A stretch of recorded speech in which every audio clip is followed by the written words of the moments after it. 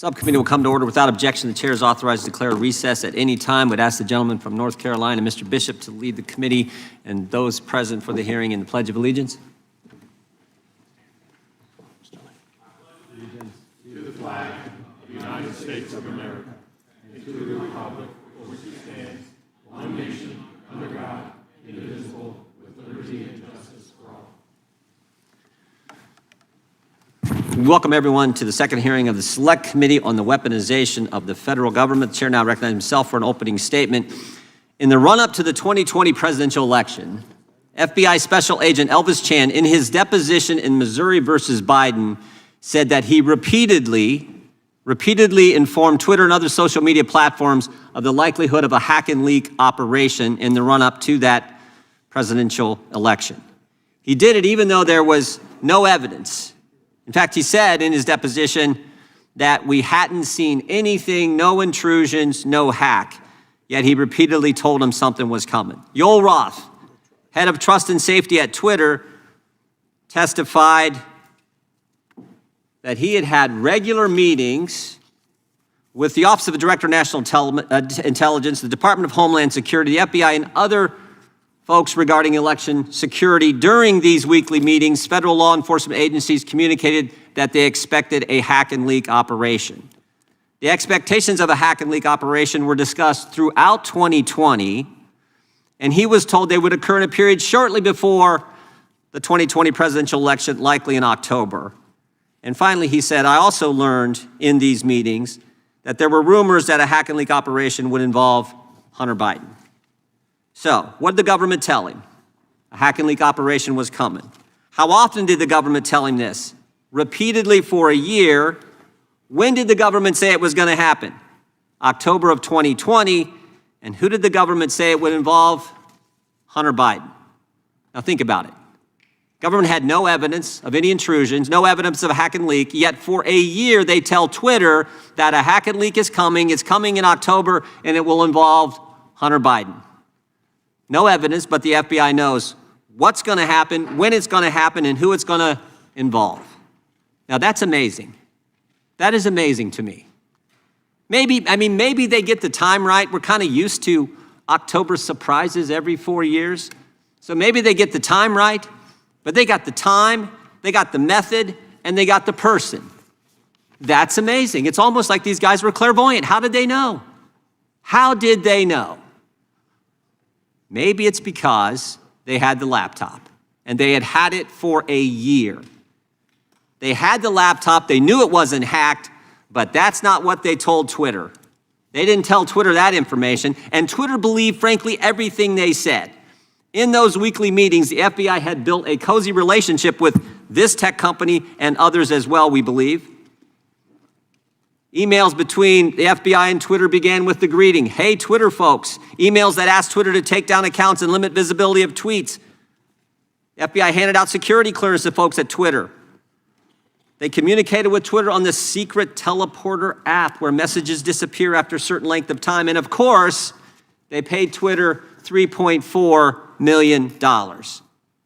In addition, on August 6, 2020, the FBI briefed Senators Grassley and Johnson, and according to the senator's testimony last month in front of this committee, the briefing was bogus and done so someone could go leak that the briefing had happened and undermine the senator's investigation. In September of 2020, a government-funded think tank gets involved. They do a tabletop exercise. The participants include the New York Times, the Washington Post, and other mainstream media outlets. Facebook is there. Mr. Roth of Twitter is there. The organizer was the former CEO of NPR and the former head of news at Twitter. The mock exercise is hosted by the Aspen Institute. The Aspen Institute, which, by the way, in 2020, their budget was $9.3 million. $5 million from the State Department, $4 million from USAID. Almost all their budget. Guess the title. Guess the title of this exercise. The Aspen Digital Hack and Dump Working Group. And guess who the subject was? Guess who the subject was? Hunter Biden. That's amazing. October 14, 2020, the New York Post runs the story on the Biden laptop and Twitter takes it down, even though it was accurate and even though it didn't violate Twitter's rules of Twitter's rules. Other social media companies do the same. Mainstream press works to downplay and discredit the story.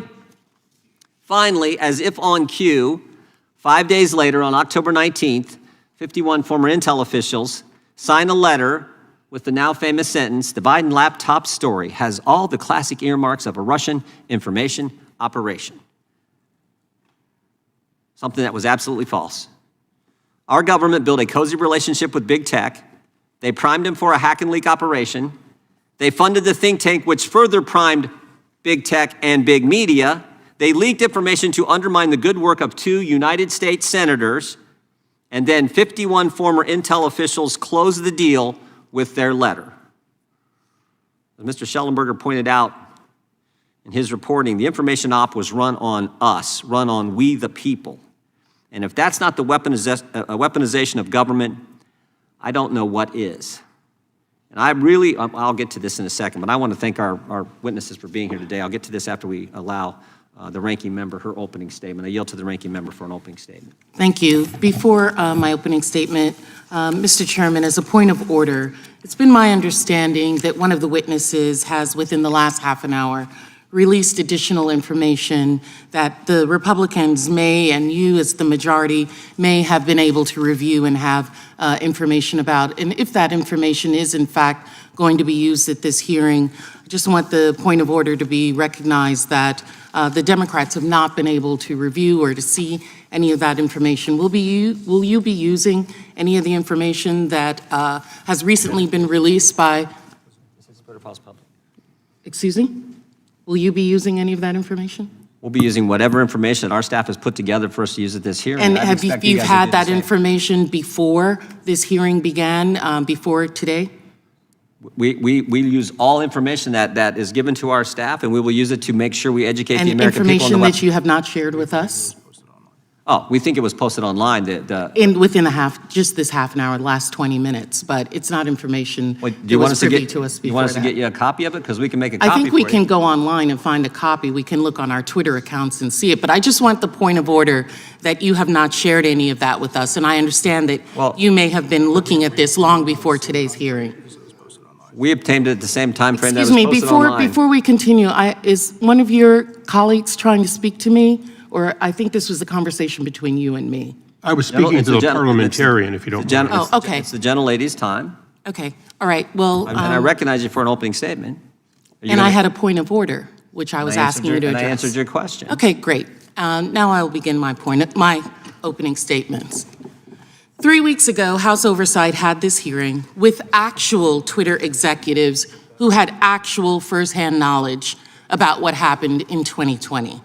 And that didn't go so well for the House Republicans because real evidence showed that there wasn't coordination between Twitter and the federal government as they'd like the American people to believe, and that all the so-called Twitter files really showed was a discussion on content moderation, and that we only got a fraction of the discussion. So now we're back again, no surprise. What else have they got to talk about? Not what's interested in the American people are interested, not what taxpayer dollars have brought us here to Washington to do. And the Republicans have brought in 2 of Elon Musk's public scribes to release cherry-picked, out-of-context emails and screenshots designed to promote his chosen narrative, Elon Musk's chosen narrative, that is now being parroted by the Republicans because the Republicans think that these witnesses will tell a story that's going to help them out politically. On Tuesday, the majority released an 18-page report claiming to show that the FTC is, quote, harassing Twitter. Oh my, poor Twitter. Including by seeking information about its interactions with individuals before us today. How did the report reach this conclusion? By showing two single paragraphs from a single demand letter, even though the report itself makes clear that there were numerous demand letters with numerous requests, none of which we've been able to see, that are more demand letters and more requests of Twitter. In other words, the conclusions are based on a fraction of information out of context, cherry-picked, surprise, just like the Twitter files. The majority conveniently forgot to share with the public that in May of 2022, well before Musk acquired Twitter, the FTC had already fined the company $150 million for failing to safeguard users' data. Users, the American people, other individuals, its 150 million users, Twitter had not safeguarded them.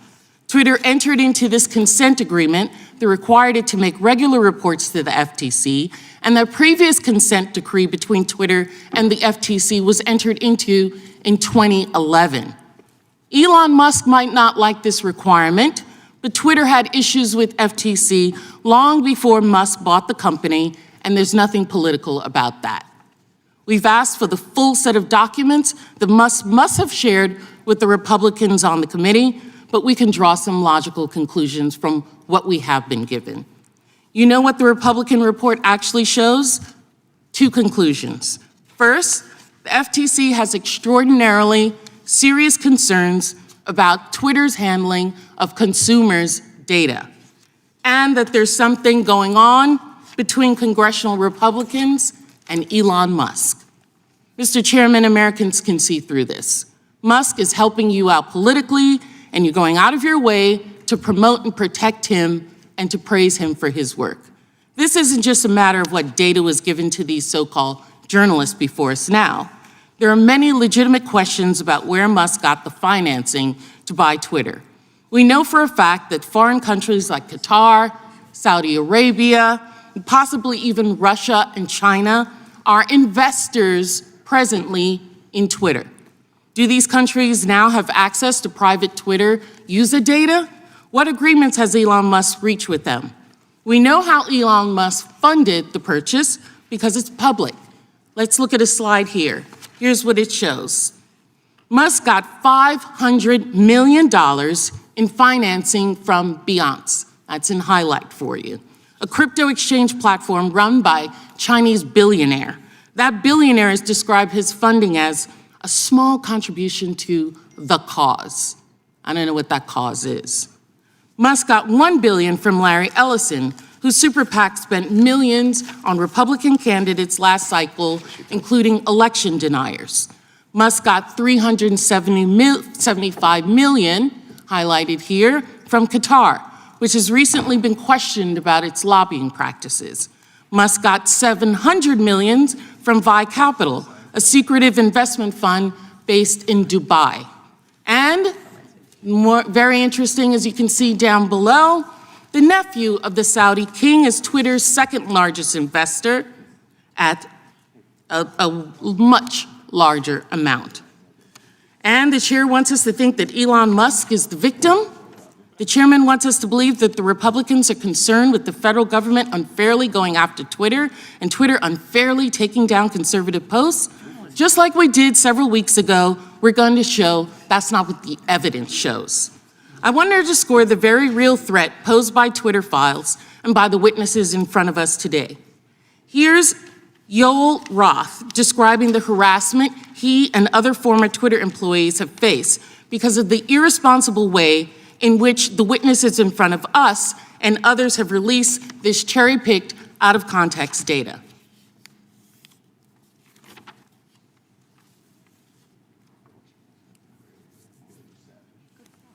Twitter. Employees as far away as Manila in the Philippines. The Twitter files, I would note first and foremost, didn't just affect me, but affected much more junior employees at Twitter. Employees as far away as Manila in the Philippines were doxxed, had their families threatened, and experienced harm equal to or greater than what I've experienced. But concurrent with the Twitter files, Elon Musk also made the decision to share a defamatory allegation that I support or condone pedophilia. And this lie led directly to a wave of homophobic and anti-Semitic threats and harassment against me, of which Twitter has removed vanishingly little. And following the Daily Mail's decision to publish where I live, ultimately I had to leave my home and sell it. Those are the consequences for this type of online harassment and speech. Thank you. Mr. Chairman, I'm not exaggerating when I say that you have called before you two witnesses who pose a direct threat to people who oppose them. It's funny when people have to go through that. Crazy what Exactly. you're saying. This is unacceptable. I'm ready for it. I don't know if a lot of other people are, but just as it was unacceptable for Kevin McCarthy to provide 41,000 hours of sensitive security footage to a biased talking head in an effort to rewrite what happened on January 6th. This is a new Republican playbook, apparently. Mr. Risk Chairman. American safety Mr. Chairman. and security Hang on. to score political points. The gentlelady's We- word should be struck. We do not accuse witnesses of threatening others. That is out of line and I'm outside not the rules of striking this down committee. that, and I can have an You don't opinion get to determine about what's what struck down. witnesses. Well, you do get an opening statement, and it's And so let it's me about finish. over. The committee will suspend. We know this is because at the first hearing, the chairman claimed that big government and big tech colluded to shape and mold the narrative and suppress information and censor Americans. This is a false narrative. We're engaging in false narratives here, and we are going to tell the truth. I yield back. Gentlelady yields back. I would just point out the consent decree was in our report. We offered your staff also the opportunity to review the FTC letters. You have not come over to review those letters. Third, the idea that I believe both of these individuals who are getting ready to testify, I believe they're both Democrats. The idea that two journalists who Did happen you to be not give that Democrats. offer at 8 o'clock last I'm night? talking now. Your time was ended a few seconds Neither of us ago. are in time. I don't think they're here to help us politically. I think they're here to tell us the truth. And oh, by the way, the first FTC letter to Twitter after the first set of Twitter files, the very first question was, who are the journalists you're talking to? And you guys don't care. You don't care. Do you don't care want about the you don't want the American 2011 people to see. consent You don't decree? want the American people to see what happened, the full video, transparency. You don't want that, and you don't want two journalists who have been named personally by the Biden administration, FTC, in a letter. The Biden administration And you're saying is they're not here the to help us? FTC. They're here to tell their story. And frankly, I think they're brave individuals for being willing to come after they've been named in a letter from the Biden FTC. Is this your question time now? No, I'm responding to your ridiculous Oh. statements you made in your opening statement. Okay, well, let's get on with it. Oh, now we want to get on with it. So I you can did. say all the things you want, and I I point out did in the my facts. opening statement, I as point well out as all you the had an facts. opening statement. You chair- said what you needed to say in your opening statement, and I, as the ranking member, have Without used my objection, time. all other opening statements will be included in the record. We will introduce today's witness, Matt Taibbi. He's a journalist and author. He's one of the authors of the Twitter files, previously worked for Rolling Stone, that right-wing publication, Rolling Stone, where so many Republicans work at. He's also written several books about American politics and culture. And of course, as I pointed out, as the Wall Street Journal pointed out yesterday on the front page, was named by the FTC.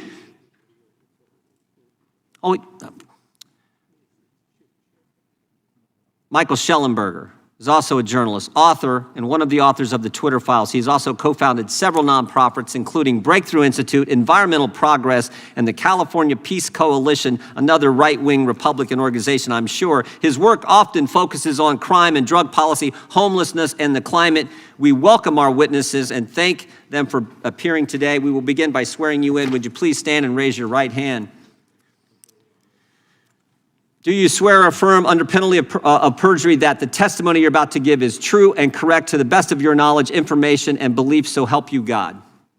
Let the record show both witnesses have answered in the affirmative. Thank you, and be seated, please. We will now start with Mr. Taibbi. You guys, I think, understand the... Do you want to go with Mr. Schellenberger? We can go with Mr. Schellenberger. We'll start with Mr. Schellenberger. You understand how it works. You get 5 minutes. Make sure you hit the microphone so we can all hear. When it gets to yellow, it means just like you would expect time to start winding up, and when it gets to red, it's time to stop. But we'll be a little bit leaning on the time. Mr. Schellenberger, you are recognized for your opening statement. Chairman Jordan, Ranking Member Plaskett, members of the committee, thank you very much for inviting my testimony. In his 1961 farewell address, President Dwight Eisenhower warned of, quote, the acquisition of unwarranted influence by the military-industrial complex. Eisenhower feared that the size and power of the complex, or cluster, of government contractors and the Defense Department would, quote, endanger our liberties or democratic processes. How did he mean that? Through, quote, domination of the nation's scholars by federal employment, project allocations, and the power of money. He feared public policy would become the captive of a scientific, technological elite. Eisenhower's fears were well-founded. Today, American taxpayers are unwittingly financing the growth and power of a censorship industrial complex run by America's scientific and technological elite, which endangers our liberties and democracy. I'm grateful for this opportunity to offer this testimony and sound the alarm over the shocking and disturbing emergence of state-sponsored censorship in the United States of America. The Twitter files, state attorneys general lawsuits, and investigative reporters have revealed a large and growing network of government agencies, academic institutions, and non-governmental organizations that are actively censoring American citizens, often without their knowledge, on a range of issues. I do not know how much of the censorship is coordinated beyond what we have been able to document, and I will not speculate. I recognize that the law allows Facebook, Twitter, and other private companies to moderate content on their platforms, and I support the right of governments to communicate with the public, including to dispute inaccurate information. But government officials have been caught repeatedly pushing social media platforms to censor disfavored users and content. Often these acts of censorship threaten the legal protection social media companies need to exist, Section 230. If government officials are directing or facilitating such censorship, notes one law professor, it raises serious First Amendment questions. It is axiomatic that the government cannot do indirectly what it is prohibited from doing directly. Moreover, we know that the US government has funded organizations that pressure advertisers to boycott news media organizations and social media platforms that refuse to censor and/or spread disinformation, including alleged conspiracy theories. The Stanford Internet Observatory, the University of Washington, the Atlantic Council's Digital Forensic Research Lab, and Graphica have all inadequately disclosed ties to the Department of Defense, the CIA, and other intelligence agencies. They work with multiple US government agencies to institutionalize censorship research and advocacy within dozens of other universities and think tanks. It is important to understand how these groups function. They are not publicly engaging with their opponents in an open exchange of ideas. They aren't asking for a national debate over the limits of the First Amendment. Rather, they are creating blacklists of disfavored people and then pressuring, cajoling, and demanding that social media platforms censor, de-amplify, and even ban the people on those lists. The censorship industrial complex combines established methods of psychological manipulation, some developed by the US military during the global war on terror, with highly sophisticated tools from computer science, including artificial intelligence. The complex's leaders are driven by the fear that the internet and social media platforms empower populist, alternative, and fringe personalities and views which they regard as destabilizing. Federal government officials, agencies, and contractors have gone from fighting ISIS recruiters and Russian bots to censoring and deplatforming ordinary Americans and disfavored public figures. Importantly, the bar for bringing in military-grade government monitoring and speech countering techniques has moved from, quote, countering terrorism to, quote, countering extremism to countering simple misinformation, otherwise known as being wrong on the internet. The government no longer needs a predicate of calling you a terrorist or an extremist to deploy government resources to counter your political activity. The only predicate it needs is simply the assertion that the opinion you expressed on social media is wrong. These efforts extend to influencing and even directing conventional news media organizations. Since 1971, when the Washington Post and New York Times elected to publish classified Pentagon papers about the war in Vietnam, journalists have understood that we have a professional obligation to report on leaked documents whose contents are in the public interest. And yet in 2020, the Aspen Institute and Stanford Cyber Policy Center urged journalists to, quote, break the Pentagon Papers principle and not cover leaked information to prevent the spread of disinformation. Government-funded censors frequently invoke the prevention of real-world harm to justify their demands for censorship, but the censors define harm far more expansively than the Supreme Court does. Increasingly, the censors say their goal is to restrict information that delegitimizes governmental, industrial, and news media organizations. That mandate is so sweeping that it could easily censor criticism from any part of the status quo, from elected officials to institutions to laws. Congress should immediately cut off funding to the censors and investigate their activities. It should mandate instant reporting of all conversations between social media executives, government employees, and government contractors concerning content moderation. And finally, Congress should limit the broad permission given to social media platforms to censor, deplatform, and spread propaganda. Thank you very much. I thank the gentleman for his opening statement. Mr. Taibbi, you're now recognized for 5 minutes. Chairman Jordan. Mr. Tybee, hit that. Chairman Jordan, Ranking Member Plaskett, members of the Select Committee, thank you for having me today. My name is Matt Taibbi. I've been a reporter for 30 years and a staunch advocate of the First Amendment. Much of that time was spent at Rolling Stone magazine.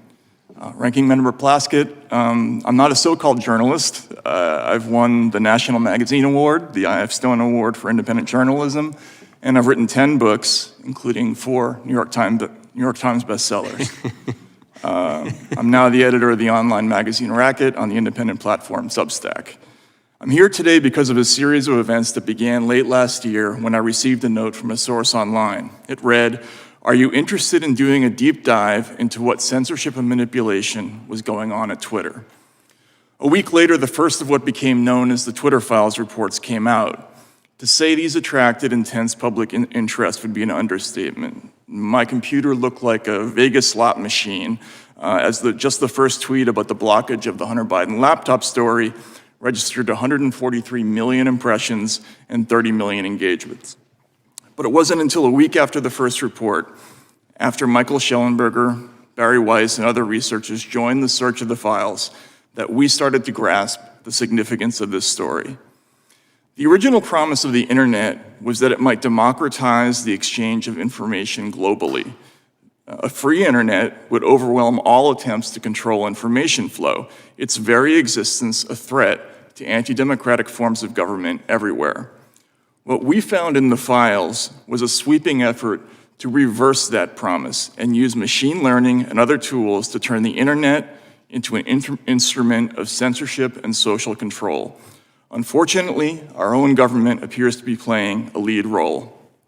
We saw the first hints in communications between Twitter executives before the 2020 election, when we read things like "flagged by DHS" or "please see attached report from FBI for potential misinformation."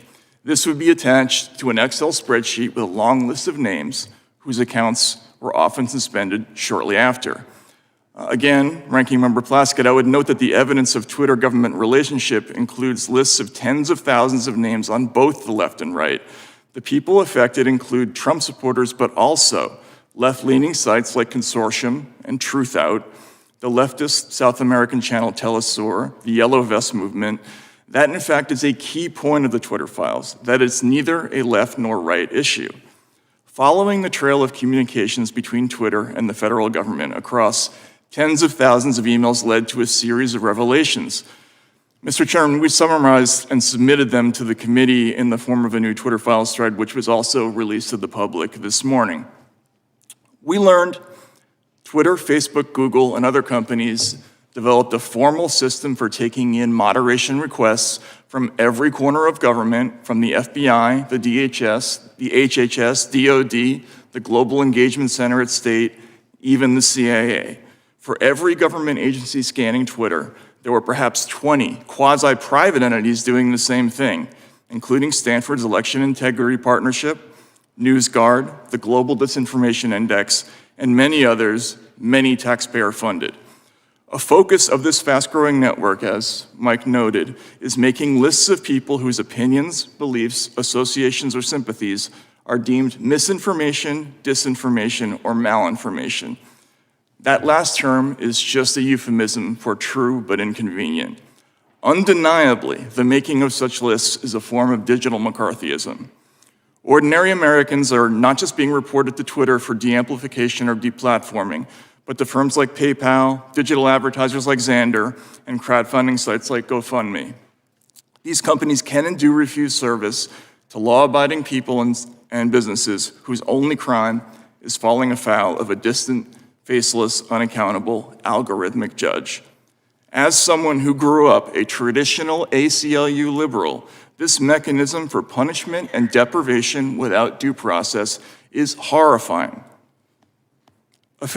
Another troubling aspect is the role of the press, which should be the people's last line of defense in such cases. But instead of investigating these groups, journalists partnered with them. If Twitter declined to remove an account right away, government agencies and NGOs would call reporters for the New York Times, Washington Post, and other outlets, who in turn would call Twitter demanding to know why action had not yet been taken. Effectively, news media became an arm of a state-sponsored thought policing system. I'm running out of time, so I'll just sum up and say, it's just not possible to instantly arrive at truth. It is, however, becoming technologically possible to instantly define and enforce a political consensus online, which I believe is what we're looking at. This is a grave threat to people of all political persuasions. The First Amendment and an American population accustomed to the right to speak is the best defense left against the censorship industrial complex.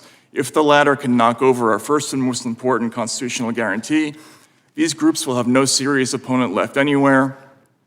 If there's anything the Twitter files show, it's that we're in danger of losing this most precious right, without which all democratic rights are impossible. Thank you for the opportunity to appear, and I'd be happy to answer any questions from the committee. Thank you, Mr. Taibbi. We appreciate both of your opening statements. The chair now recognizes the gentleman from Louisiana, Mr. Johnson, for 5 minutes of question. Gentlemen, thank you both for being here. It is not surprising that the minority is already attacking you in its opening statement. We apologize to both of you.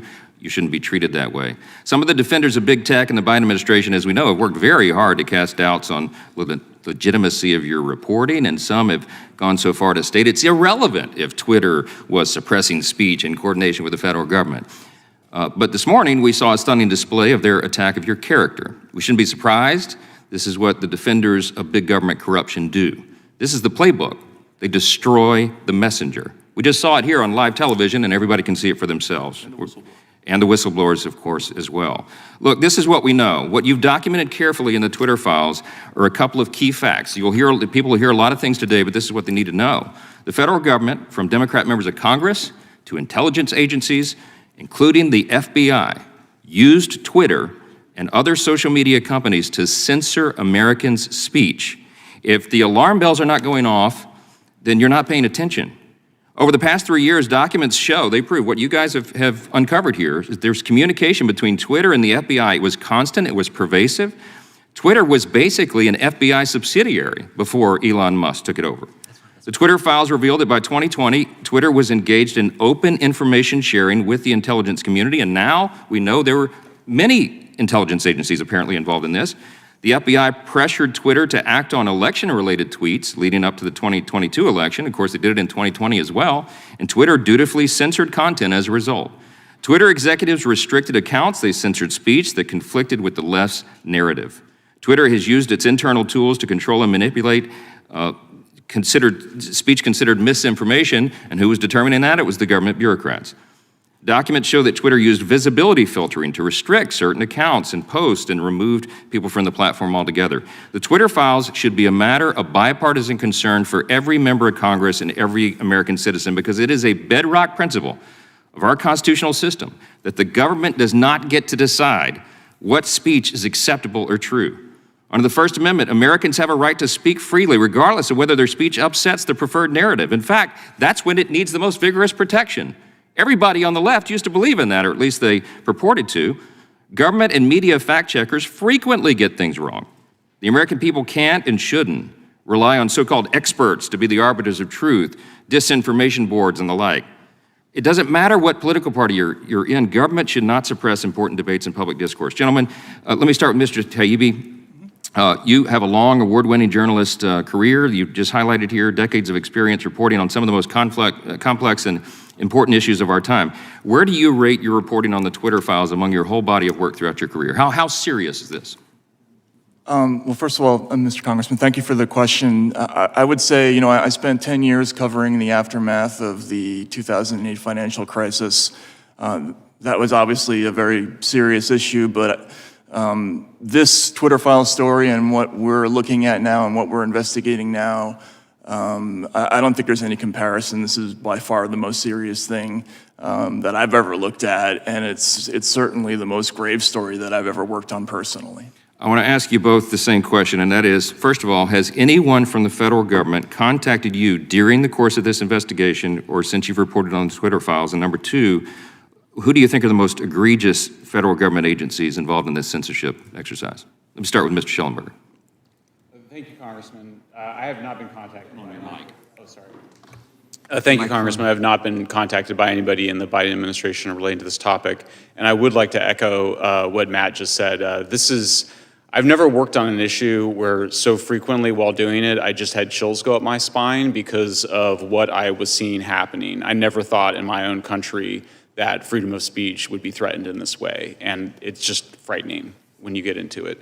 The most recent, our most recent discoveries, I mean, I think you understand the process, is that we first raised a bunch of concerns around the way Twitter pre-Elon Musk was censoring people and creating blacklists. Very quickly, we discovered that we had FBI agents basically and other government officials, demanding that Twitter take certain actions. We now know that the Department of Homeland Services, which has had, what's that? Security, sorry, Department of Homeland Security, had to try to create a disinformation board. That went away after public backlash, but we now realize that they have this other enterprise and they've been building out basically mechanisms to proliferate a censorship industrial complex around the country to censor on a whole range of issues. And so you've seen this censorship industry go from, well, we're just fighting ISIS, to, well, we're just fighting Russian disinformation bots, to, well, now we need to fight domestic misinformation, which is just saying we need to fight against people who are saying things we disagree with online. That's all that means. And I mean, it's not a slippery slope. It's an immediate leap into a terrifying mechanism that we only see in totalitarian societies of attempting to gain control over what the social media platforms are allowing. And so, yeah, for me, it starts at DHS, but we basically see almost every government agency involved in this. It's frightening. I'm out of time. I yield back. Gentleman from Massachusetts, Mr. Lynch is recognized. Thank you, Mr. Chairman. I do need to correct the record. So there's been the suggestion here that the FBI and other government agencies pressured employees at Twitter to validate these theories of foreign influence. When we had Mr. Roth, who was Yoel Roth, who's the former global head of trust and safety at Twitter, so we asked Twitter if there was pressure applied, and Mr. Roth said, no, I would not agree with that. The FBI, this is his quote, the FBI was quite careful and quite consistent to request review of the accounts, but not to cross the line into advocating for Twitter to take any particular action. So that's what Twitter said about the actions of the FBI vis-a-vis Twitter. Mr. Taibbi,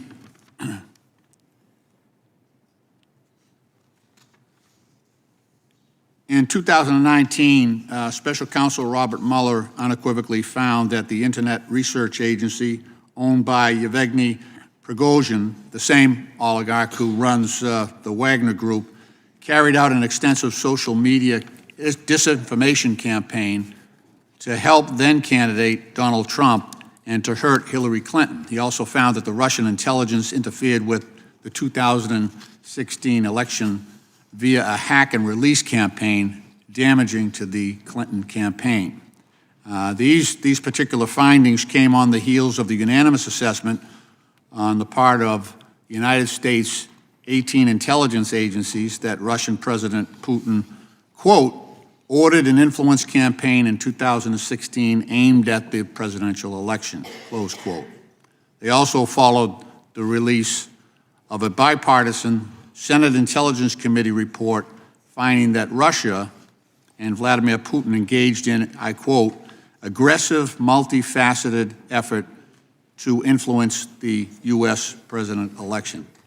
So, Mr. Taibbi, do you believe that the Russians and their oligarch-controlled Internet Research Agency interfered in the 2016 election via this social media disinformation campaign? Do you believe that? Mr. Congressman, my disagreement with the issue is... I think this is basically a yes or no question. Either you think so or you don't, and I don't have a lot of time, so Okay, well then I'm going to answer not in the sense that you're putting it. Okay. I think Okay. all countries All right. engage in offensive information Do you- operations. do The you- question is scale.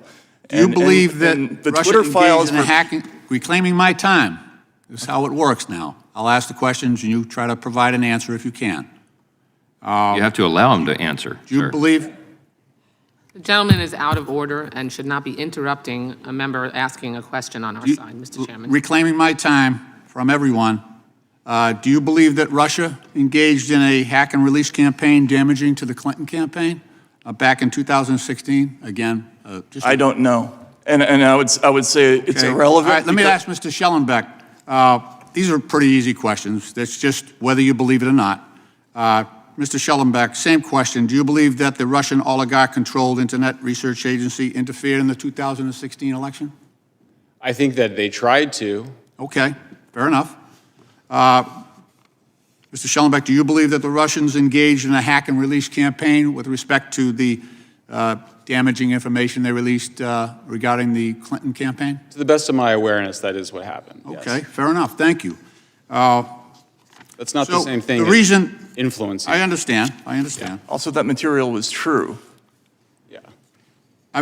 Look, let me introduce a couple of documents just to reinforce that we've got. I'd And like that is not a legitimate predicate Unanimous- for censorship. unanimous reclaiming my time. Sure. Gentleman's out of order. So, Mr. Chairman, I'll ask unanimous consent to enter the indictment in the United States versus the Internet Research Agency, U.S. District Court for the District of Columbia, number 1-18-32, and also ask to enter into the record the executive summary to Volume 1 of the Mueller Report, which states, in March 2016, the GRU began hacking, this is the Russian agency, began hacking the email accounts of the Clinton campaign, volunteers and employees, including campaign chairman John Podesta. The GRU later released additional materials through the organization WikiLeaks. The presidential campaign of Donald Trump showed interest in WikiLeaks releases of the documents and welcomed their potential damage to candidate Clinton. So I've introduced these documents. Without objection. Thank you, Mr. Chairman. I've introduced these documents because it's clear to me that Russia's use of social media to interfere in the 2016 election created abundant Gentleman's time reason. is. Gentlemen. Abundant reason Okay, I think. for social media platforms to be concerned. Gentleman's time has expired. But I repeat, Without objection, these 2002. documents are entered into the record. We now recognize the gentleman from California, Mr. Issa, for 5 minutes. Thank you, Mr. Chairman. I'd like to continue along, in a sense, the line we've been on just now. Mr. Taibbi, Mr. Schellenberger, I'll ask both of you. Is it fair to say Russia is a bad actor who is trying to do everything they can to undermine confidence in the United States government and in our form of democracy? I think that's a fair statement. Yes. Okay. Are you familiar with the organization in Europe, the Global Engagement Center? Yes. Well, That's it's an American. The State Department, I'm sorry. But are you familiar with the Global Engagement Center's use of European and other sources to in fact, determine where Twitter files should or shouldn't be, if you will, taken down thousands of names and Twitter files, correct?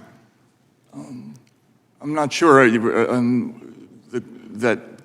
Global Engagement Center is taking down Twitter files. I actually wasn't aware of that. I'm sorry. Well, Twitter and the FBI have used this organization and their funding. Well, let me go on to another. Stay on the path I was on. You commented that the scale mattered. Okay, would you elaborate on scale mattering in the attempt to undermine free speech? Absolutely. If I could take this. Yeah, so a great example of this is a report that the Global Engagement Center sent to Twitter and to members of the media and other platforms about what they called the pillars of Russian disinformation. Now, part of this report is what you would call, I think you would call traditional, hardcore intelligence gathering, where they made a reasoned, evidence-based case that certain sites were linked to Russian influence or linked to the Russian government. In addition to that, however, they also said that sites that, quote, generate their own momentum and have opinions that are in line with those accounts are part of a propaganda ecosystem. Now, this is just another word for guilt by association. And this is the problem with the whole idea of trying to identify which accounts are actually the Internet Research Agency and which ones are just people who followed those accounts or retweeted them. Twitter initially did not find more than a handful of IRA accounts. It wasn't until they got into an argument with the Senate Select Intelligence Committee that they came back with a different answer. Okay, so scale matters, but let me go through a couple of quick questions that I think are part of the reason that we have this select committee. This country has political parties and people from what one might call the extreme left and extreme right. And even Congress has people that might be considered outside the main street of Republican and Democratic thinking. Those people speak regularly, and they have since our founding. Is that correct? Yes. And the ACLU and journalists almost always support their right to say what they believe, even if you disagree. Absolutely. And our Constitution says we will make no law to restrain exactly that kind of free speech. Yes. And that includes people who promote the idea that we should redistribute all wealth in a communist type way. As a matter of fact, we still have a communist party in the United States. Isn't that correct? It is.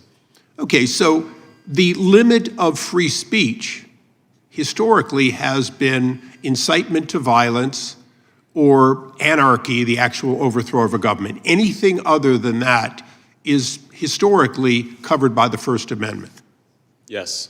So when we look at the very nature of the State Department funding to affect domestic U.S. speech, was that speech outside the legal bounds? Did it call for insurrection or other criminal activities that would destroy our government?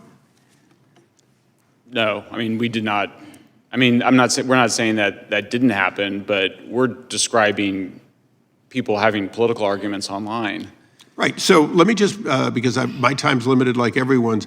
So it's suffice to say that every bit of the speech, or virtually every bit of the speech, whether foreign or domestic online, fell within the normal protections of the First Amendment, and the very act of federal dollars being used to stifle that speech is in fact historically what we would consider an indictment against the First Amendment protections. Correct. That is why we have this subcommittee. That is why we are here today. Thank you. I thank the gentleman, and a great point. I now recognize the gentlelady from Florida for 5 minutes. Thank you, Mr. Chairman. Mr. Taibbi, I want to ask about journalistic ethics and information sources. The Society of Professional Journalists Code of Ethics asserts that journalists should avoid political activities that can compromise integrity or credibility. Being a Republican witness today certainly casts a cloud over your objectivity. But a deeper concern that I have relates to the ethics of how journalists receive and present certain information. Journalists should avoid accepting spoon-fed, cherry-picked information if it's likely to be slanted, incomplete, or designed to reach a foregone, easily disputed, or invalid conclusion. Would you agree with that? I think it depends. Really? You wouldn't agree that a journalist should avoid spoon-fed, cherry-picked information if it's likely to be slanted, incomplete, or designed to reach a foregone, easily disputed, or invalid conclusion? Congresswoman, I've done probably a dozen stories involving whistleblowers. Every reported story that I've ever done across 3 decades involves sources who have motives. Every time you do a story, you're making a balancing test between the public interest. Reclaiming my time. Thank you very much. Okay. I ask you this because before you became Elon Musk's hand-picked journalist, and pardon the oxymoron, you stated this on Joe Rogan's podcast about being spoon-fed information, and I quote, "I think that's true of any kind of journalism," and you'll see it behind me here. "I think that's true of any kind of journalism. Once you start getting handed things, then you've lost. They have you at that point, and you got to get out of that habit. You just can't cross that line." Do you still believe what you told Mr. Rogan, yes or no? Yes or no? Yes. Good. Now, you crossed that line with the Twitter files. No. Elon Musk, it's my time. Please do not interrupt me. Elon Musk spoon-fed you his cherry-picked information, which you must have suspected promotes a slanted viewpoint, or at the very least generates another right-wing conspiracy theory. You violated your own standard, and you appear to have benefited from it. Before the release of the emails in August of last year, you had 661,000 Twitter followers. After the Twitter files, your followers doubled, and now it's 3 times what it was last August. I imagine your Substack readership, which is a subscription, increased significantly because of the work that you did for Elon Musk. Now, I'm not asking you to put a dollar figure on it, but it's quite obvious that you've profited from the Twitter files. You hit the jackpot on that Vegas slot machine to which you referred. That's true, isn't it? I've also reinvested. You've made some, no. Is it true that you have profited since you were this recipient of the Twitter files? You've made money. Yes or no? I Very think it's simple probably a wash, honestly. Nope, you have made money that you did not have before, correct? But I've also spent money that I didn't have Okay. before. I just hired a whole group of people to Patently investigate obvious this. answer, reclaiming my time. Attention is a powerful drug. Eyeballs, money, prominence, attention, all of it points to problems with accuracy and credibility. And the larger point, which is social media companies are not biased against conservatives, and if anything, they ignored their own policies by allowing Trump and other MAGA extremists to post incessant lies, endangering public safety and even our democracy. Hypocrisy is the hangover of an addiction to attention. Now, I want to point out another alleged finding from the Twitter files. Mr. Schellenberger, you've referenced several times this $3.4 million that the FBI paid to Twitter in 2020 that was referenced in General Counsel Jim Baker's email. I first want to confirm that nowhere in the email does Baker say that the money was paid to censor information, take down posts, suspend accounts, or do anything relating to content moderation. Is that correct? It is. Thank you. But honest reporting would have explained that the $3.4 million was paid to release information, not censor it. One of my colleagues on this panel repeated your distortions and told Americans this reimbursement was used to, quote, censor certain stories. That's a flat-out lie. Mr. Schellenberger, are you aware of Section 2706 under the Stored Communications Act? It says when social media companies comply with subpoenas, warrants, or court orders, it costs them money, so they get reimbursed. The FBI makes these requests and reimbursements to discover evidence and run relevant to a criminal investigation. Let me repeat that. The FBI makes these requests to help catch the bad guys. That helps keep child predators off social media sites. It helps keep violent criminals off our streets. I support the FBI and our law enforcement agencies. It would be nice if our Republican colleagues did the same and not fabricate explanations for payments that are defined for clear purposes in federal law. My time is just about wrapped up. May I respond? The truth is that social media companies are unregulated monoliths. They pose danger to individuals. They allow posts that bring harm, and that's the bottom line. The other side will not tell you. I yield back the balance of my time. Gentleman had no time to yield back, but I will let the gentleman, Mr. Schellenberger, respond. And I would also point out that I did not say what the Mr. FBI Chairman, I paid didn't Twitter a- for. All I said was they paid Twitter $3.4 million. Mr. Chairman, point of order. I didn't ask Schellenberger. Mr. Schellenberger a question. Yeah, but My the witness understanding- wants to respond, and the witness have been invited our guests, and frankly, they've been attacked by the federal please do government. that. I'm going to let Mr. Schellenberger answer that before recognizing Mr. Bishop. So are you going to do that as we move down the line of questioners? The gentleman has not been recognized. You had your 5 minutes, and frankly, I think that's at the discretion of the chair. Mr. Schellenberger, you can respond briefly. I'll be brief, which is that my understanding from those files is that Twitter had decided not to take that money until recently. So if you read that email, what Stasha, I believe, the person that sent it, is saying is that they started taking money after previously not taking it. And I believe that the reason that they had not taken it earlier was because they did not want that financial conflict clouding their relationship. Mr. Chairman, the money is payment under out federal of order. law so that they The can gentleman recoup from North costs Carolina, Mr. Bishop, is for recognized for 5 minutes. material that they've been asked I thank the for. That's gentleman. bottom line. Mr. Taibbi, would you care to, I'm down here on this end, sir. Would you care to respond to the attack on your ethics? You weren't given really an opportunity to answer. And if you'd be brief, I've got a bunch of stuff I want to ask you as well. Sure, just quickly, that moment on the Joe Rogan show, I was actually recounting a section from Seymour Hersh's book, Reporter, where he described a scene where the CIA gave him a story, and he was very uncomfortable. He said that I, who had always gotten the secrets, was being handed the secrets. Look, again, I've done lots of whistleblower stories. There's always a balancing test that you make when you're given material, and you're always balancing newsworthiness versus the motives of your sources. In this case, the newsworthiness clearly outweighed any other considerations, and I think everybody else who worked on the project agreed. Doesn't it seem like any reporter who breaks a blockbuster story is going to get attention, and there may be even financial consequences that follow? It seems like as surely as the night follows the day, that's the case, right?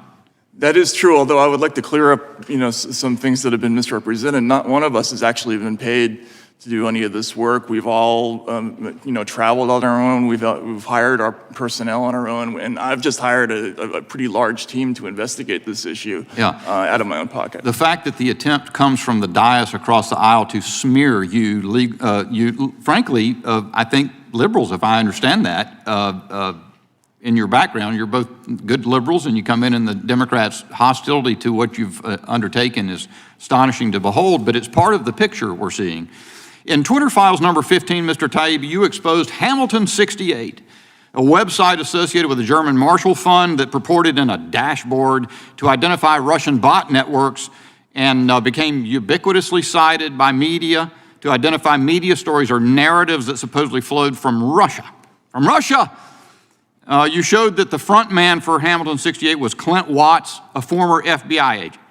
At Twitter, the trust and safety executives were ridiculing Hamilton 68 for the ludicrous identifications that it was making, which they could reverse engineer and figure out who those accounts were. And then in Twitter Files number 17, after disclosing Mr. Watts' identity, you disclosed that J.M. Berger is the creator of Hamilton 68. And guess what? He was a federal contractor, right? He was, yes. He denies that he worked on it for the Global Engagement Center, but he was an employee of theirs until about a month before the dashboard's release. Just a month before it, he said, I believe publicly, that the dashboard was the product of 3 years' work. So doesn't it beg sort of the intriguing question whether the creation of this fraudulent Hamilton 68 dashboard was effectively underwritten by government funding? Yes, I think that's a good question. Certainly the German Marshall Fund, which is the NGO that is at the top of the chain in this organization. It's the German Marshall Fund, then the Alliance for Securing Democracy, and then Hamilton 68. They're a federal contractor. They received over $1 million from the Department of Defense. They're the board of the Alliance for Securing Democracy, has a former acting head of the CIA, a former deputy head of the NSA, a former chief of the DHS on it. So I want to make, and the bigger point is hard because the examples sometimes start making it. I want to introduce you to, or introduce the country to somebody else. I think you've mentioned it in one of your writings, Richard Stengel. You know who that is? yes, he's the former, the first head of the Global Engagement I Center. want the American people to hear from him for 30 seconds. Basically, every country creates their own narrative story. And my old job at the State Department was what people used to joke as the chief propagandist job. We haven't talked about propaganda. Propaganda, I'm not against propaganda. Every country does it, and they have to do it to their own population. Every country does it. Every country does propaganda, and they have to do it to their own people, is what Mr. Stengel said. If I understand correctly, he was the head of the Global Engagement Center at its creation, right? He was, and in his book, Information Wars, there are a number of passages where he talks about creating a whole-of-government solution to the information problem. He hastened to say that he didn't want to create a, quote, information ministry, but what he was describing roughly approximates that. In the half minute I've got left, he also was associated with Hamilton 68, right? The Global Engagement Center certainly had ties to Hamilton 68. I think it's closer than that. That'll come out. Okay. Well, I'd be anxious to hear that. I hope I'll get yielded in a minute or two from somebody else down the way. There's all sorts of stuff to disclose. This committee has to uncover not that single instance, but this system that you have described. This is the hope that Americans have to set this right. This committee. And that hostility shows what we're up against. It's not 3 pillars to the system, it is 4. And you're seeing the left move to crush you and anybody else who tries to expose this. I yield. I thank the gentleman for his great 5 minutes, and we now yield to the gentleman from Virginia, Mr. Conley. Thank you, Mr. Chairman. I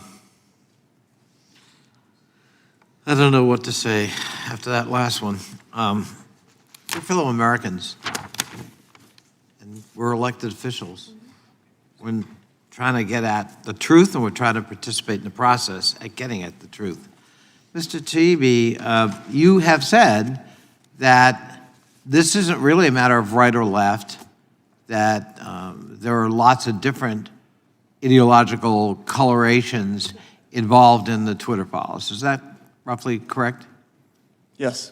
And Mr. Schellenberg, you would agree with that? Yes. So when you release information, have you released any information of, for example, right-wing elements or the Trump White House attempting to moderate content at Twitter? Yes. No, not the Trump White House per se, although I did report initially in the first Twitter files that the Trump White House had made and requests and had been honored. Mr. Schellenberg? I did not find that. You haven't found it. So we had a hearing the other day on Twitter, and we had 4 witnesses, 3 for the majority, 1 for the minority, and all 4 testified under oath they had never received a request for content moderation or takedown by the Biden White House, but they did from Donald Trump's White House. And specifically, the case brought up was an exchange between Donald Trump, then President of the United States, and Chrissy Teigen, where he had called her something and she called him something back. I won't repeat it. And this was under oath confirmed. Yeah, that happened. And that the White House shortly thereafter, after Teigen had her email about the president, which was pejorative, that the White House called Twitter to try to take down the content. Are you aware of that, Mr. Taibbi? Yeah, I've certainly heard that in the news, yes. But did you see that email exchange? No, I have not seen an exchange from the Trump White House. So I have seen one from Congressman Schiff and one from Senator Angus King. Yeah, nice try. We're talking about the Trump White House and people under oath confirming it. And my question is, in the Twitter files, did Elon Musk or Twitter provide you with that exchange with Chrissy Teigen?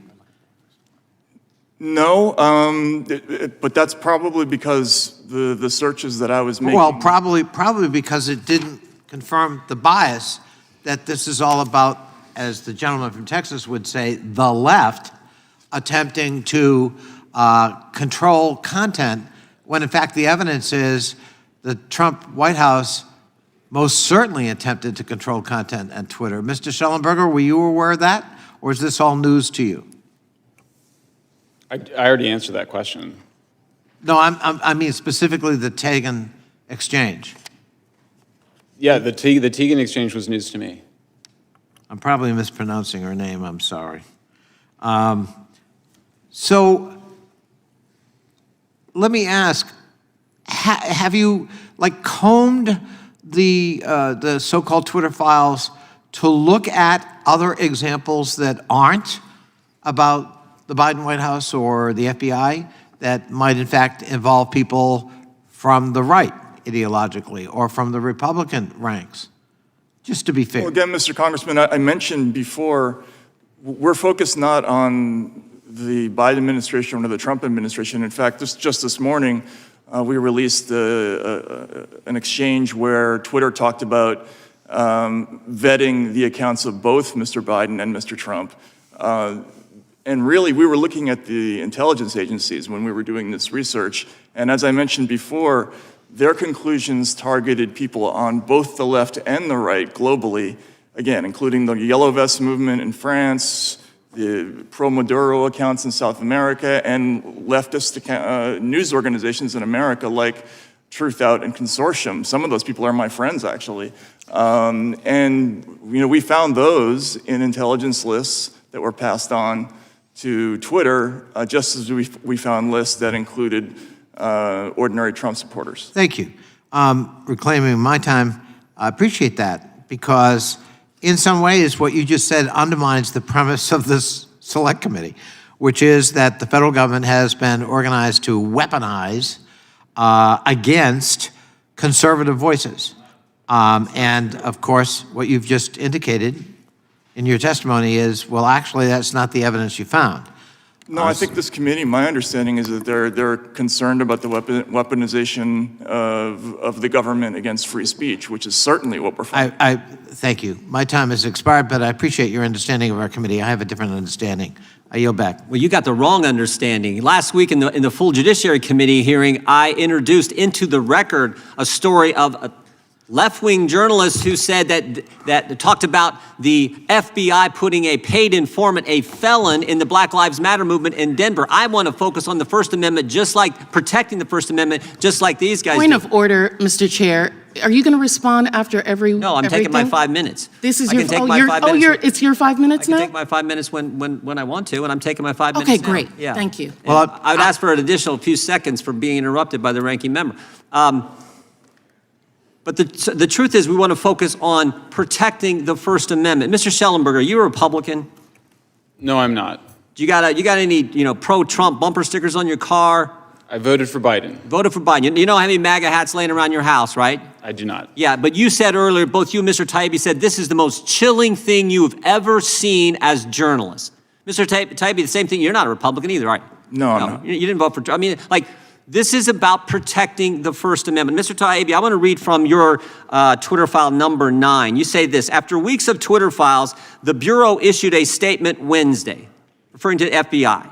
Here's what the FBI said: it is unfortunate that conspiracy theorists and others are feeding the American public misinformation with the sole purpose of attempting to discredit the agency.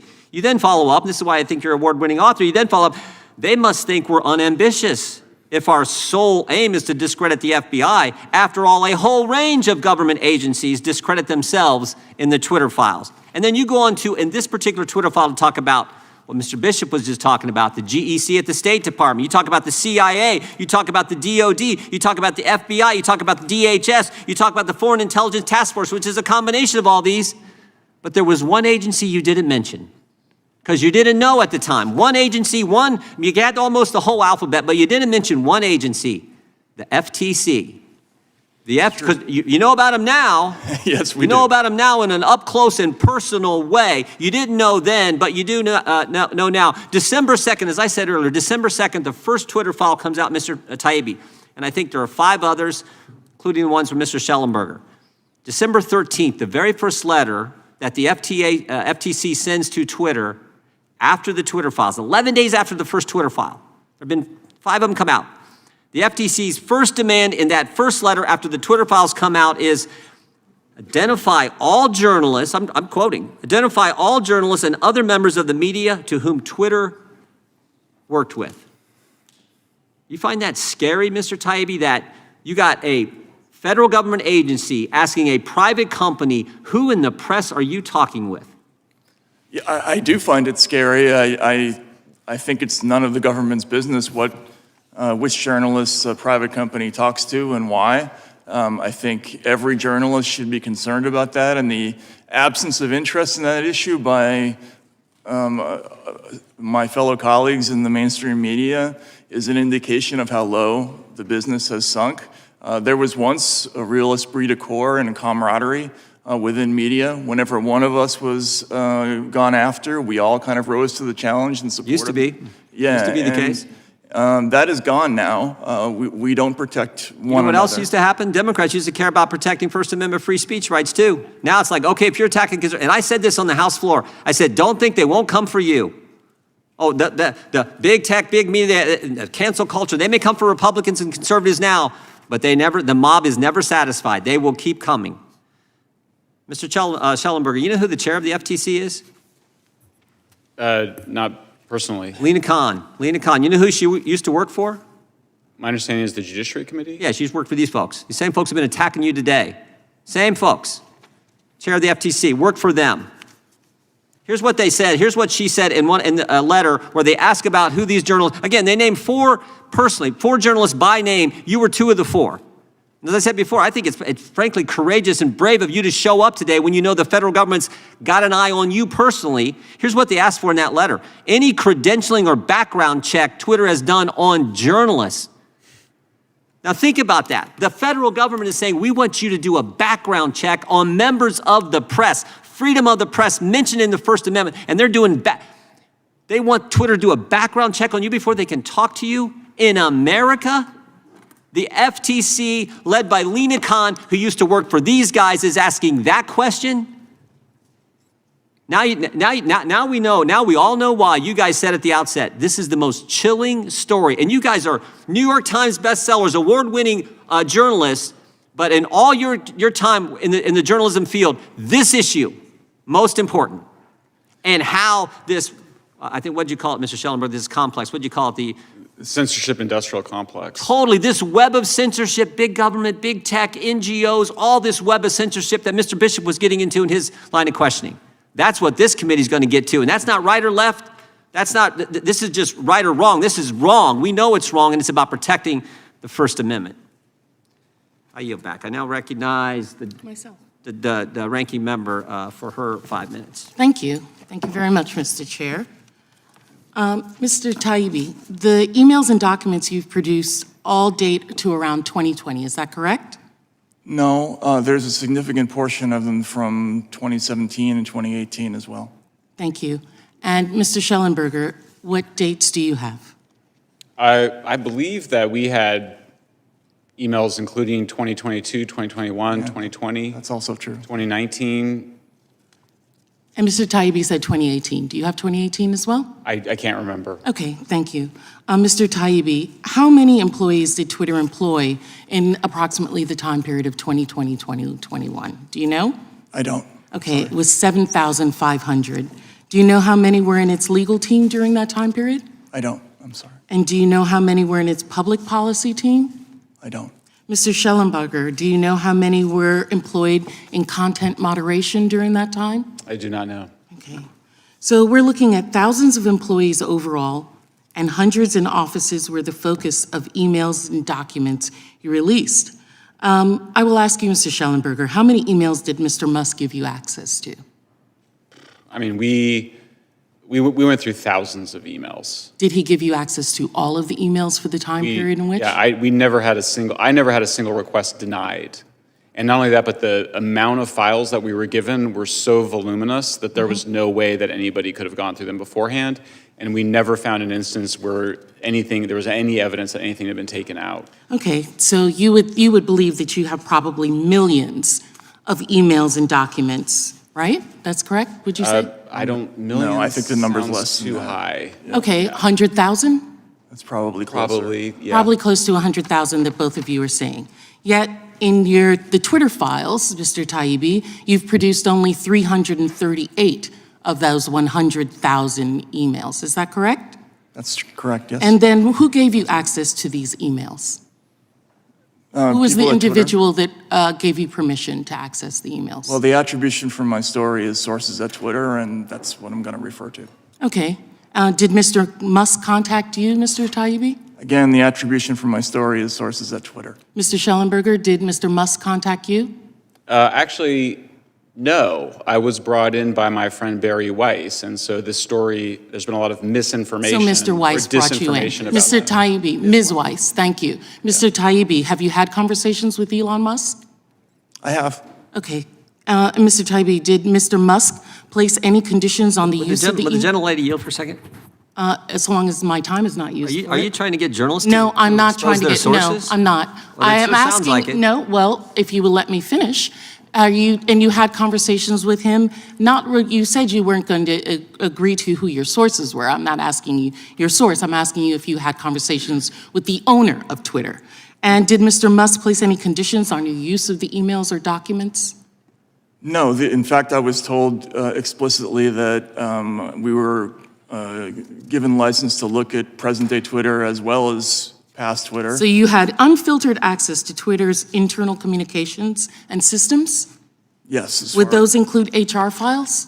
No. We did not have access to personal information of any kind. In fact, we signed a waiver foregoing. Have you produced that waiver to the members of anyone on this committee or any staff? I'd be happy to Have produce you? it. I haven't, but I'd be happy. Have you given all of the access to what you were given by your source to this committee? No, and I would never do that. Okay. I didn't ask if you were given the committee, the individuals, but all of the files? No, you have not? No. So what we're getting is your dissemination, your decision as to what was important and not important in that, correct? Which is true in every news story. In every story. But you have files that you say you are sharing, but those files are just a smaller period of the files. Is that correct? Yes. Yes? Okay, thank you. And the FTC investigation of Twitter, you knew that they were investigating Twitter before the time period that Mr. Musk came on? I was aware of it, yes. And the FTC was concerned with user data being hacked or used? Is that correct, that they didn't have enough checks and balances on that data? Well, I wasn't privy to that part. Have you seen the consent decree? No, I have not. Okay, well, the consent decree is concerned with user data, which would be probably the reason that they were concerned if they're giving files to journalists that potentially data about users as well as data about individuals and employees would be given to them. My understanding is So that I didn't they ask didn't a ask- question. I didn't ask you a question, sir, okay? So do you know that Elon Musk paid $44 billion for Twitter? Is that correct, Mrs. Schellenberger? Were you aware of that? Yes, I read that. And did you know that he received that part of the funding from Saudi Arabia as well as Qatar? I heard that. And did you know that one of those individuals who owns Binance was the company Binance, while he has Canadian citizenship, he is a Chinese national? Were you aware of that? I did not know that. Okay, and that he stated that that was for the cause. But thank you very much for answering my questions. I yield back. Chair now recognizes the gentlelady from Wyoming for 5 minutes. Would the gentlelady yield for 20 seconds? Yes. I thank the gentlelady for yielding. I just think this is interesting. First, the FTC is asking for your background, and now the ranking member of the Committee on the Weaponization of Government is asking for your sources. If I that never doesn't asked them raise- for their sources. Yes, you I did, did and not we- ask for sources. You know what? I asked The if they were gentlelady is talking not- to the gentlelady Elon is Musk. not And they recognized. said that they were not talking. Well, you are not going to say, I will I've yield asked back. for I sources. will yield back to the Thank gentlelady. you. I thank her for With yielding. respect, you asked me who gave me who gave me I the asked you who files. gave it to you, and once you said they were your sources, I then asked you if you had spoken with Elon Musk. I did not ask you who those sources were. The For gentlelady the from record. Keep the Wyoming is record correct. recognized, and she will receive an additional 20 seconds. The gentlelady is recognized for 5 minutes of questioning. Thank you, Mr. Chairman, and thank you to our witnesses for being here today and all of your important work that you have put into writing the Twitter files. Thank you for your willingness to come here and be subjected to the kind of abuse that we've observed when all you're trying to do is talk about the importance of the First Amendment and why the federal government should not be doing what they did and what has been evidenced in the Twitter files. I often say that sunshine is the best disinfectant, and boy, after listening to you and reading the reports that I have, does our federal government need to be fumigated. Mr. Taibbi, I'd like to focus on Twitter Files Part 9, Twitter and other government agencies, as I think a lot of the evidence you present in this section touches on the major takeaways that are so important for Americans to understand about the seriousness of what was found in the Twitter files.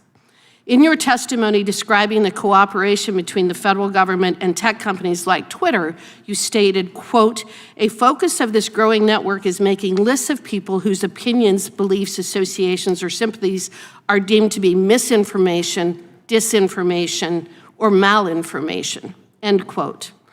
What's interesting to me is that what is missing from that list is the word unlawful. That's true, yes. And so it notably seems to be missing from the FBI's lexicon. In Part 9 of the Twitter files, Mr. Taibbi notes that the main conduit sending requests to Twitter would routinely label these flags as violations of Twitter's terms of service. Even Jim Baker, a Twitter employee at the time and someone who is allegedly a former general counsel of the FBI, stated, quote, "but also odd that they are searching for violations of our policies." Mr. Taibbi, what was the approximate percentage of the FBI requests to Twitter being based on the justification that the tweet violated the company's terms of service? Ms. Congressman, I would say that was a standard disclosure or a standard disclaimer in almost all the communications from the FBI to Twitter. There would usually be a line in there saying something like, "For your consideration, we believe the following 207 accounts may have violated your terms of service." But notably, they very rarely focused on words like truth or inaccuracy. Very often, they use the words malinformation, misinformation, or disinformation. And so I think they were trying to shift the focus from one idea to the other. Okay, I think that's interesting as well. What do you make of the finding that the FBI found it its responsibility to police violation of a private company's terms of service as a priority over policing violations of U.S. federal law? There were a couple of very telling emails that we published. One was by a lawyer named Sasha Cardile, where the company was being so overwhelmed by requests from the FBI, and in fact, they gave each other a sort of digital high five after one batch, saying that was a monumental undertaking to clear all of these. But she noted that she believed that the FBI was essentially doing word searches keyed to Twitter's terms of service, looking for violations of terms of service, specifically so that they could make recommendations along those lines, which we found interesting. Do you believe it's the FBI's responsibility to police the terms of service for a private company? I do not. I think you cannot have a state-sponsored anti-disinformation effort and also without directly striking at the whole concept of free speech. I think the two ideas are in direct conflict.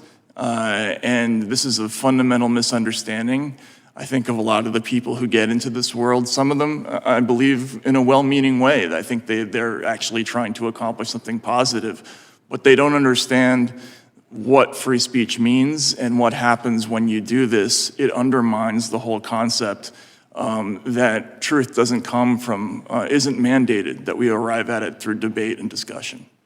Well, in fact, wouldn't you agree with me that the First Amendment is broader than Twitter's terms of service? Absolutely, yes. Yeah. And wouldn't you also agree with me that the FBI is responsible for complying with the First Amendment, not Twitter's terms of service?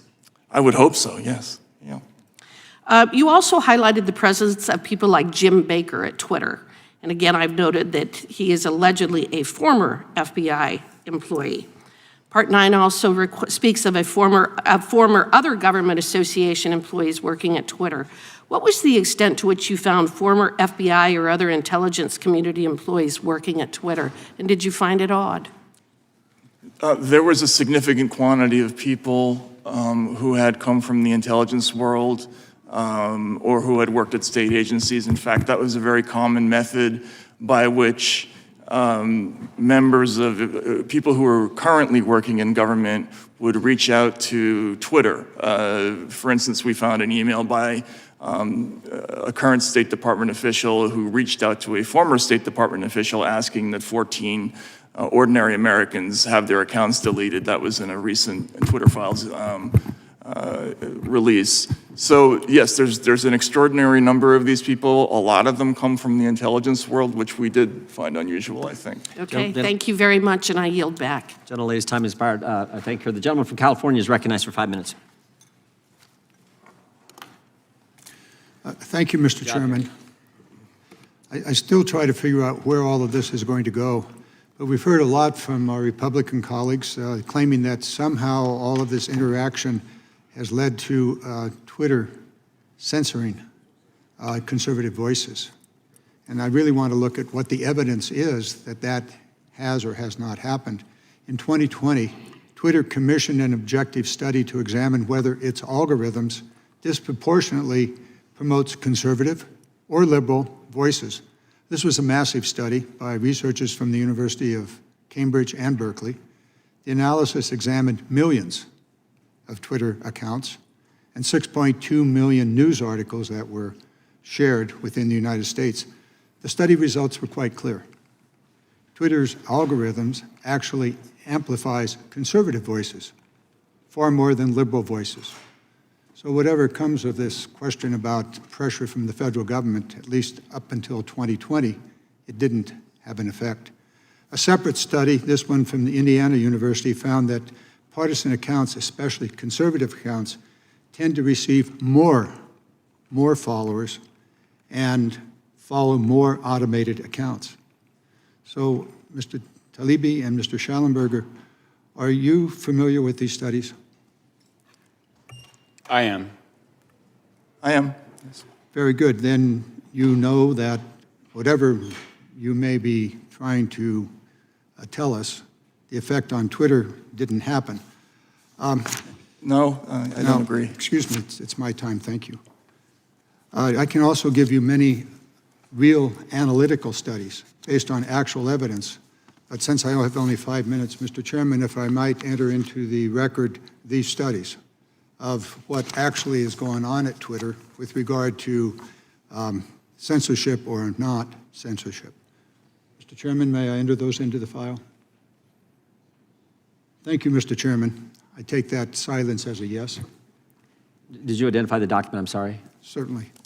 These documents, studies that were done by universities and We usually take a little bit, it takes a little bit more for unanimous consent than these documents, but without objection, we'll accept them into the record. Thank you, Mr. Chairman.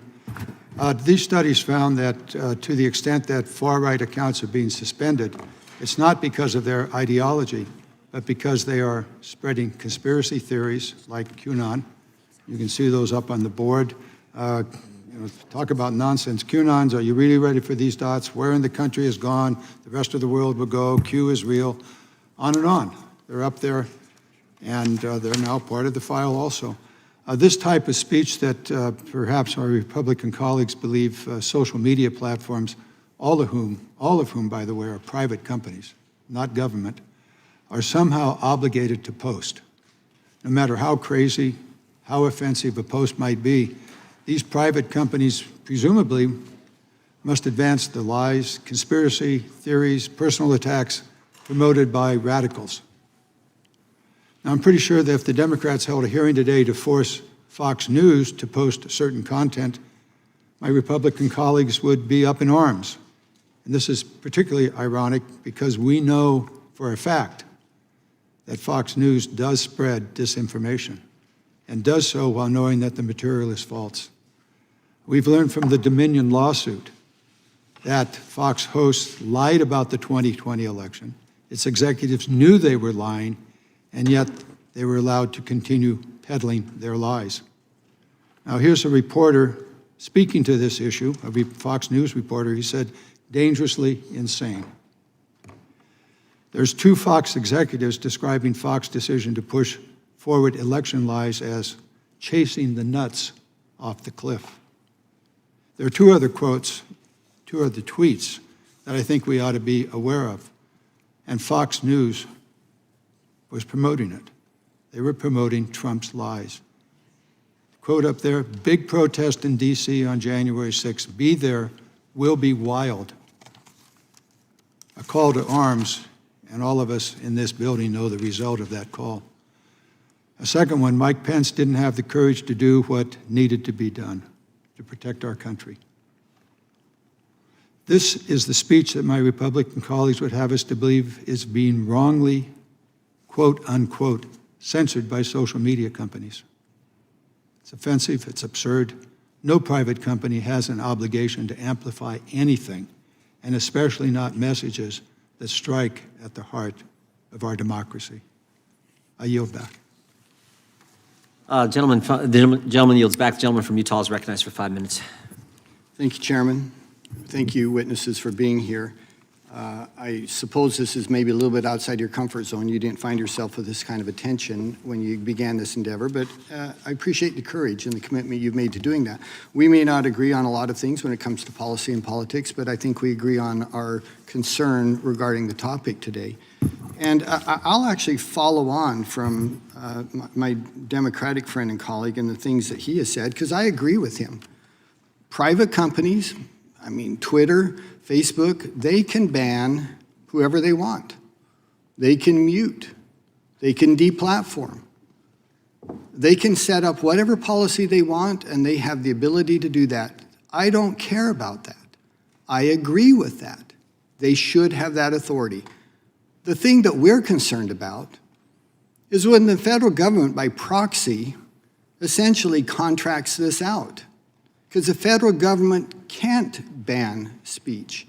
They can define time and place, but they cannot ban content. And anyone would be foolish to think that when the FBI comes to a private company and highlights speech and then would expect them to do nothing. Of course they would respond to that. The FBI knew they would respond to that. The FBI expected them to respond to that. And I could use a couple analogies if I could, and they sound dramatic, but they're exactly right. It's illegal for the United States to assassinate a foreign leader. It would be illegal for the United States to pay $3.2 million to someone to go assassinate a foreign leader. It's illegal in some cases for the United States, or not illegal, but we would have to have a policy debate whether we would invade another country. It would be illegal for the United States to pay a private company like the Wagner Group in Russia to go and fight their battles for them. And that's exactly what the FBI did here.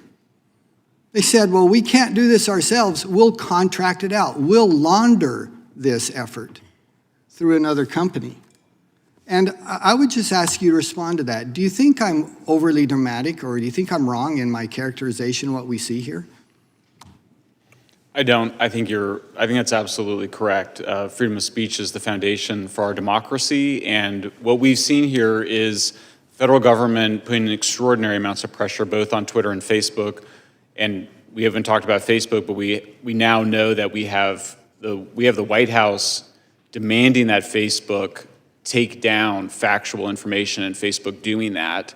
And with Matt's thread this morning, we saw the government contractors demanding the same thing of Twitter. Accurate information, they said, that needed to be taken down in order to advance a narrative. And I have to interrupt just to agree with you. For heaven's sakes, again, we've heard over here, well, they got to Fox News lies. There's a reason that 20% of the people trust media. Oh my gosh, if you want to have a conversation about lies and deception in the media, I would love to engage in that. Because we've seen plenty of it over the last 6 years, and it's not coming from just Fox News. New York Times, CBS, NBC, every single one of them were saying things that they knew was not true. And they didn't say it once, they said it for years. And the White House, again, trying to stifle things that they know is true, but it doesn't fit their narrative. And I got to give one illustration in the minute I have left. When you have an agent, Mr. Chan, who goes to his Twitter and says, please see below list of Twitter accounts which we believe violate your terms of service. I mean, how do you respond to that and defend that? Yeah, FBI should be looking at other private companies' policies and then highlighting, hey, these people might be violating your policies. Either one of you, Mr. Taibbi. If I could, yeah, no, I think thank you, Mr. Congressman, and there's an important point. In conjunction with our own research, there's the Foundation for Freedom Online, which, there's a very telling video that they uncovered where the director of Stanford's Election Integrity Partnership talks about how CISA, the DHS agency, didn't have the capability to do election monitoring, and so that they kind of stepped in to fill the gaps legally before that capability could be amped up. And what we see in the Twitter files is that Twitter executives did not distinguish between DHS or CISA and this group EIP. For instance, we would see a communication that said, from CISA escalated by EIP. So they were essentially identical in the eyes of the company. EIP, by its own data, and this is in reference to what you brought up, Mr. Congressman, according to their own data, they significantly targeted more what they call disinformation on the right than on the left by a factor, I think, of about 10 to 1. And I say that as not a Republican at all. It's just a fact of what we're looking at. So yes, we have come to the realization that this bright line that we imagine that exists between, say, the FBI or the DHS or the GEC and these private companies is illusory, and that what's more important is this constellation of kind of quasi-private organizations that do this work. Well, and we're over time, so I'll conclude with reemphasizing this. By a factor of 10 to 1, they tried to mute conservative thought.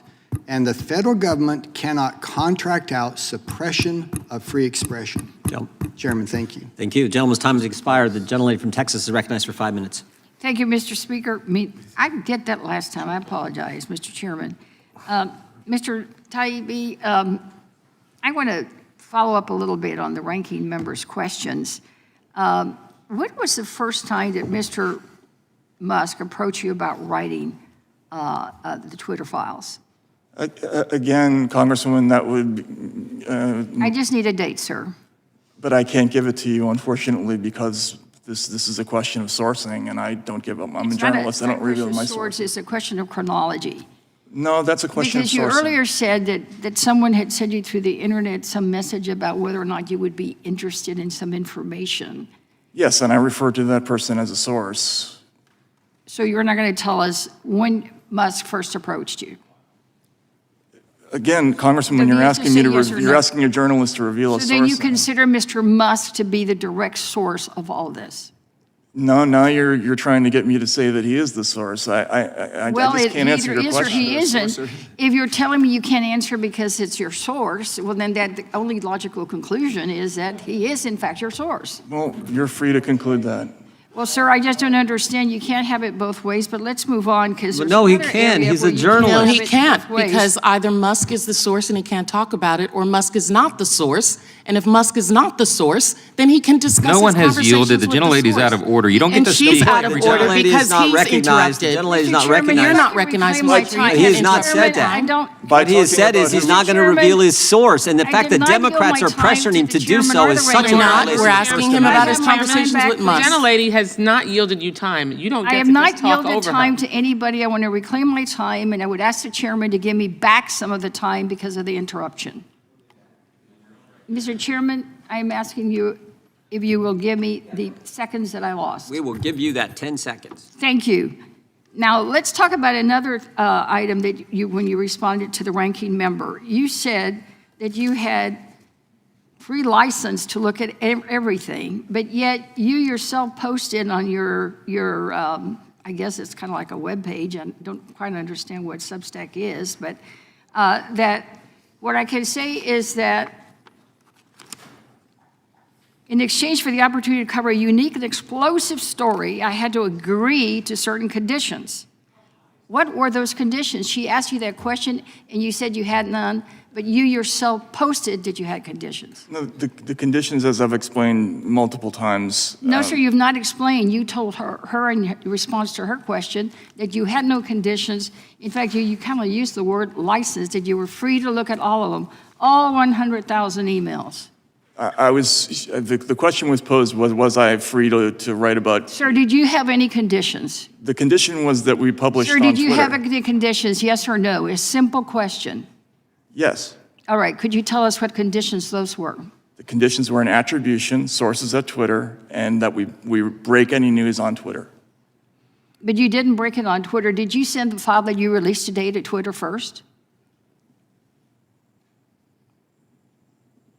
Did I send the? Sir, actually, I did. Yes. Yeah. Did you send it to Twitter first? The Twitter That was files one of the thread? conditions. Yes or no, sir? The Twitter files thread actually did come out first. But sir, you said earlier that you had to attribute all the sources to Twitter first. what you released today, did you send that to Twitter first? No. I posted it on Twitter. First, sir. Or did you give it to the ranking member, to the chairman of the committee or the staff of the committee first? Well, that's not breaking the story. That's giving, yes, I did give. So you gave all the information that you did not give to the Democrats, you gave it to the Republicans first, then you put it on Twitter?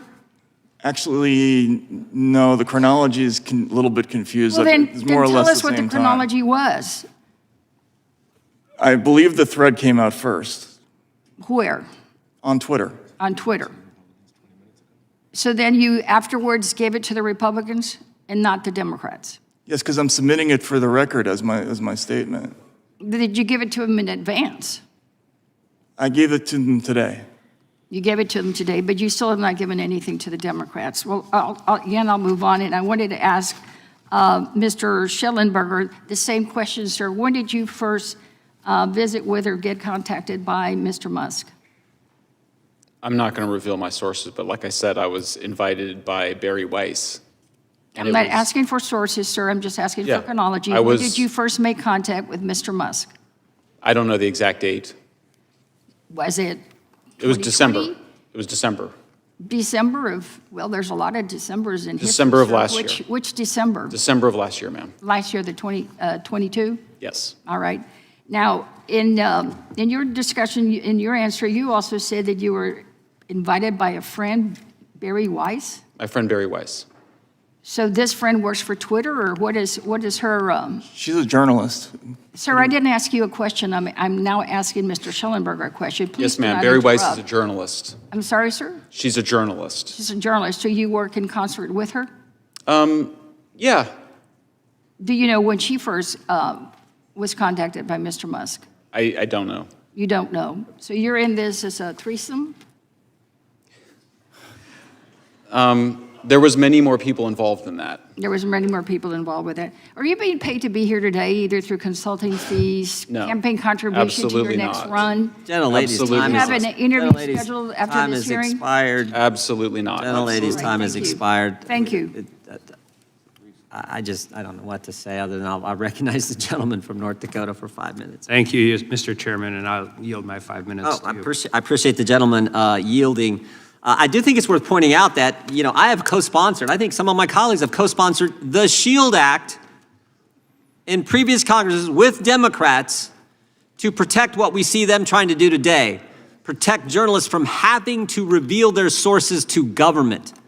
That used to be a shared position in the Congress. Unfortunately, as we're seeing now, multiple occasions, it's not the position anymore. Mr. Schellenberg, I want to go to Twitter Files Part 7. I related a lot of what you put in there in my opening statement. And I want to give you as much time as you want, because I'm going to read the very first sentence, because something jumped out at me when I read the first sentence. In Twitter Files number 7, the FBI and the Biden laptop. You say this: how the FBI and intelligence community discredited factual information about the Biden foreign business dealings both after and before the New York Post revealed the contents of his laptop on October 14th, 2020. And what kind of jumped out at me was the way you framed it, because you did it backwards from what it's normally said. Normally you would say, the sentence would read, foreign business dealings both before and after. But I assume you did that for a reason, because in fact, I think the next sentence, you say social media companies discredit leaked information about Hunter Biden before and after. You use the normal, customary way in the second sentence, but the first sentence strikes me as you were trying to emphasize the before component of that statement. And I want you to just walk us through why you said that, because when I read it, it certainly was an operation both before and after, as you said, after and before. Thank you, Mr. Chairman. Reading through the whole sweep of events, I do not know the extent to which the influence operation aimed at pre-bunking the Hunter Biden laptop was coordinated. I don't know who all was involved, but what we saw was, you saw Aspen and Stanford many months before then saying, don't cover the material in the hack and leak without emphasizing the fact that it could be disinformation. Okay, so they're priming journalists to not cover a future hack and leak in the way that journalists have long been trained to, with in the tradition of the Pentagon Papers, made famous by the Steven Spielberg movie. They were saying, cover the fact that it probably came from the Russians. Then you have the former general counsel to the FBI, Jim Baker, the former deputy chief of staff to the FBI, both arriving at Twitter in the summer of 2020, which I find what an interesting coincidence. Then when the New York Post publishes its first article on October 14th, it's Jim Baker who makes the most strenuous argument within Twitter. Multiple emails, multiple messages saying this doesn't look real.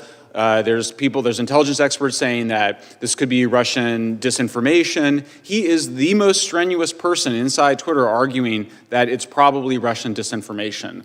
The internal evaluation by Yoel Roth, who testified in front of this committee, was that it was what it looked to be, which was that it was not a result of a hack and leak operation. And why did he think that? Because the New York Post had published the FBI subpoena taking the laptop in December of 2019, and they published the agreement that the computer store owner had with Hunter Biden that gave him permission after he abandoned the laptop to use it however he wanted. So there really wasn't much doubt about the provenance of that laptop. But you had Jim Baker making a strenuous argument, and then of course you get to a few days after the October 14th release, you have the President of the United States echoing what these former intelligence community officials were saying, which is that it looked like a Russian influence operation. Yeah. So they were claiming that the laptop was made public by a conspiracy theory, and the conspiracy theory that somehow the Russians got it, and they convinced Yoel Roth that they convinced him of this wild hack and leak story that somehow the Russians stole it, got the information, gave it to the computer store, and it was bizarre. So you read that chain of events, and it appears as though there is an organized influence operation to pre-bunk. Why? Why do you think they could predict the time, the method, and the person? Why could the FBI predict it? Not only did they predict it, they predicted it, so did the Aspen Institute. Yeah. Seemed like everyone was in the know saying, here's what's going to happen, we can read the future. How do you think they were able to do that? I think the most important fact to know is that the FBI had that laptop in December 2019. They were also spying on Rudy Giuliani when he got the laptop and when he gave it to the New York Post. Now, maybe the FBI agents who were going to Mark Zuckerberg at Facebook and to Twitter executives and warning of a hack and leak, potentially involving Hunter Biden, maybe those guys didn't have anything to do with the guys that had the laptop. We don't know that. I know. But I have to say, as a newcomer to this, as somebody that thought it was Russian disinformation in 2020, everybody I knew thought it was Russian. I was shocked to see that series of events going on. It looked to me like a deliberate influence operation. I don't have the proof of it, but the circumstantial evidence is pretty disturbing. It's pretty overwhelming. Thank you, Mr. Sheldon. We now recognize the gentleman from New York, Mr. Goldman, for 5 minutes. Oh, I think it's Mr. Allred first. Oh, I'm sorry. You just walked in. Recognize the gentleman from Texas. Go right ahead. Well, thank you, Mr. Chair. I'd like to ask unanimous consent to enter a few tweets into the record. Sure. Can you identify the tweets? Let's see it. I think staff should have them. Can we put the tweets up on the screen?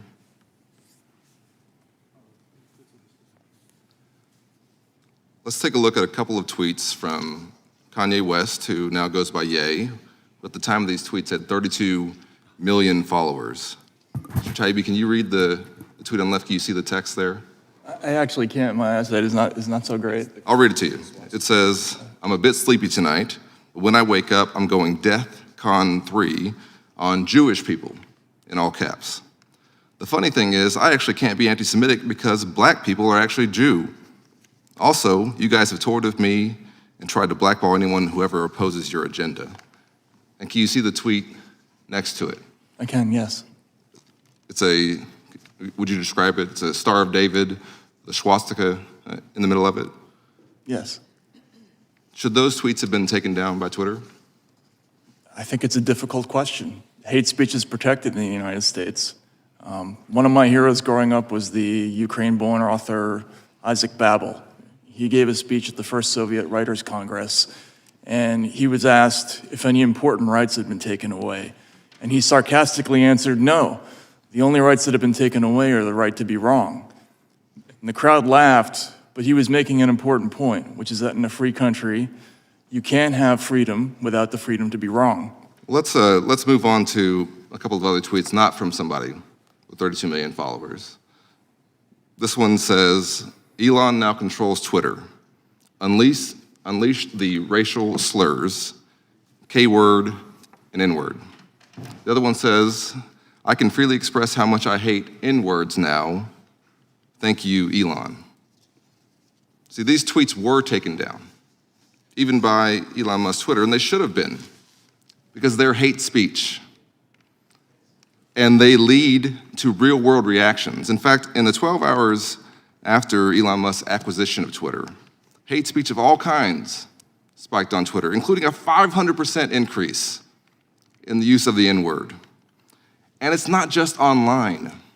From 2020 to 2021, hate crimes rose almost 44% in major cities. So hate speech online has real impacts in life. And so does election misinformation and propaganda online. Now, Mr. Taibbi, I've read a lot of your work. I respect some of it. But you've cast a lot of doubt on Russian interference in our elections. And today, you have virtually alleged a vast government conspiracy to censor speech. But I can tell you that the threat to our democracy, I'm not asking you a question. I'll let you know when I do. I can tell you that the threat to our democracy is very real. And it's not just the elections that get all the headlines.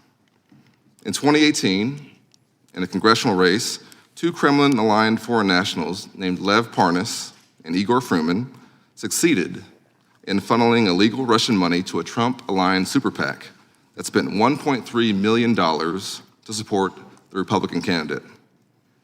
That was my election. My neighbors in East Dallas saw advertisements online, in their mailbox, and on their TV paid with Russian money. That's not my opinion. That's a fact, proven in the Southern District of New York. Both Parnas and Fruman were convicted to 21 months and 1 year, respectively, for conspiring to make political contributions by a foreign national, along with another of other campaign finance-related violations. We live in an information age where malign actors do want to use social media to influence our elections, both big, the ones that you've spent a lot of time talking about, and small, like mine. Mr. Congressman, And may it I should ask be a a question? bipartisan goal. No, you don't get to ask questions here. Okay. It should be a bipartisan goal to ensure that Americans and only Americans determine the outcome of our elections, not fear-mongering. And I hope that you can actually take this with you, because I honestly hope that you will grapple with this. That it may be possible that if we can take off the tinfoil hat, that there's not a vast conspiracy, but that ordinary folks and national security agencies responsible for our security are trying their best to find a way to make sure that our online discourse doesn't get people hurt or see our democracy undermined. And that the very rights that you think they're trying to undermine, they may be trying to protect. I yield back. Gentleman yields back. Gentleman from Kentucky, Mr. Massey, is recognized for 5 minutes. I want to talk about the weaponization of the CDC against the American people, and this overlaps with one of the Twitter files, number 13 by my count, actually by Alex Berenson, not one of our two witnesses, but I would like your comment on it. A week before Christmas 2020, the vaccines came out. The FDA curated the Pfizer trial results, and then the CDC curated the FDA's opinion. The CDC said in their MMWR, which is never peer-reviewed, they're very proud that it's not peer-reviewed, they treat it like science, it's not science. They said that the vaccine was 92% efficacious for people who had already had COVID. The Pfizer trial data said no such thing. In fact, there was no support for that claim. So I called up the head of the CDC, recorded the conversation, the head in Washington, D.C. She said she'd get the top scientists on the line. There was a snowstorm that day, so I was impressed. She got this top scientist on the line. They said I was Eagle Eye Massey. They couldn't believe how that statement had made it into their report and that I was absolutely correct. There was no support for it.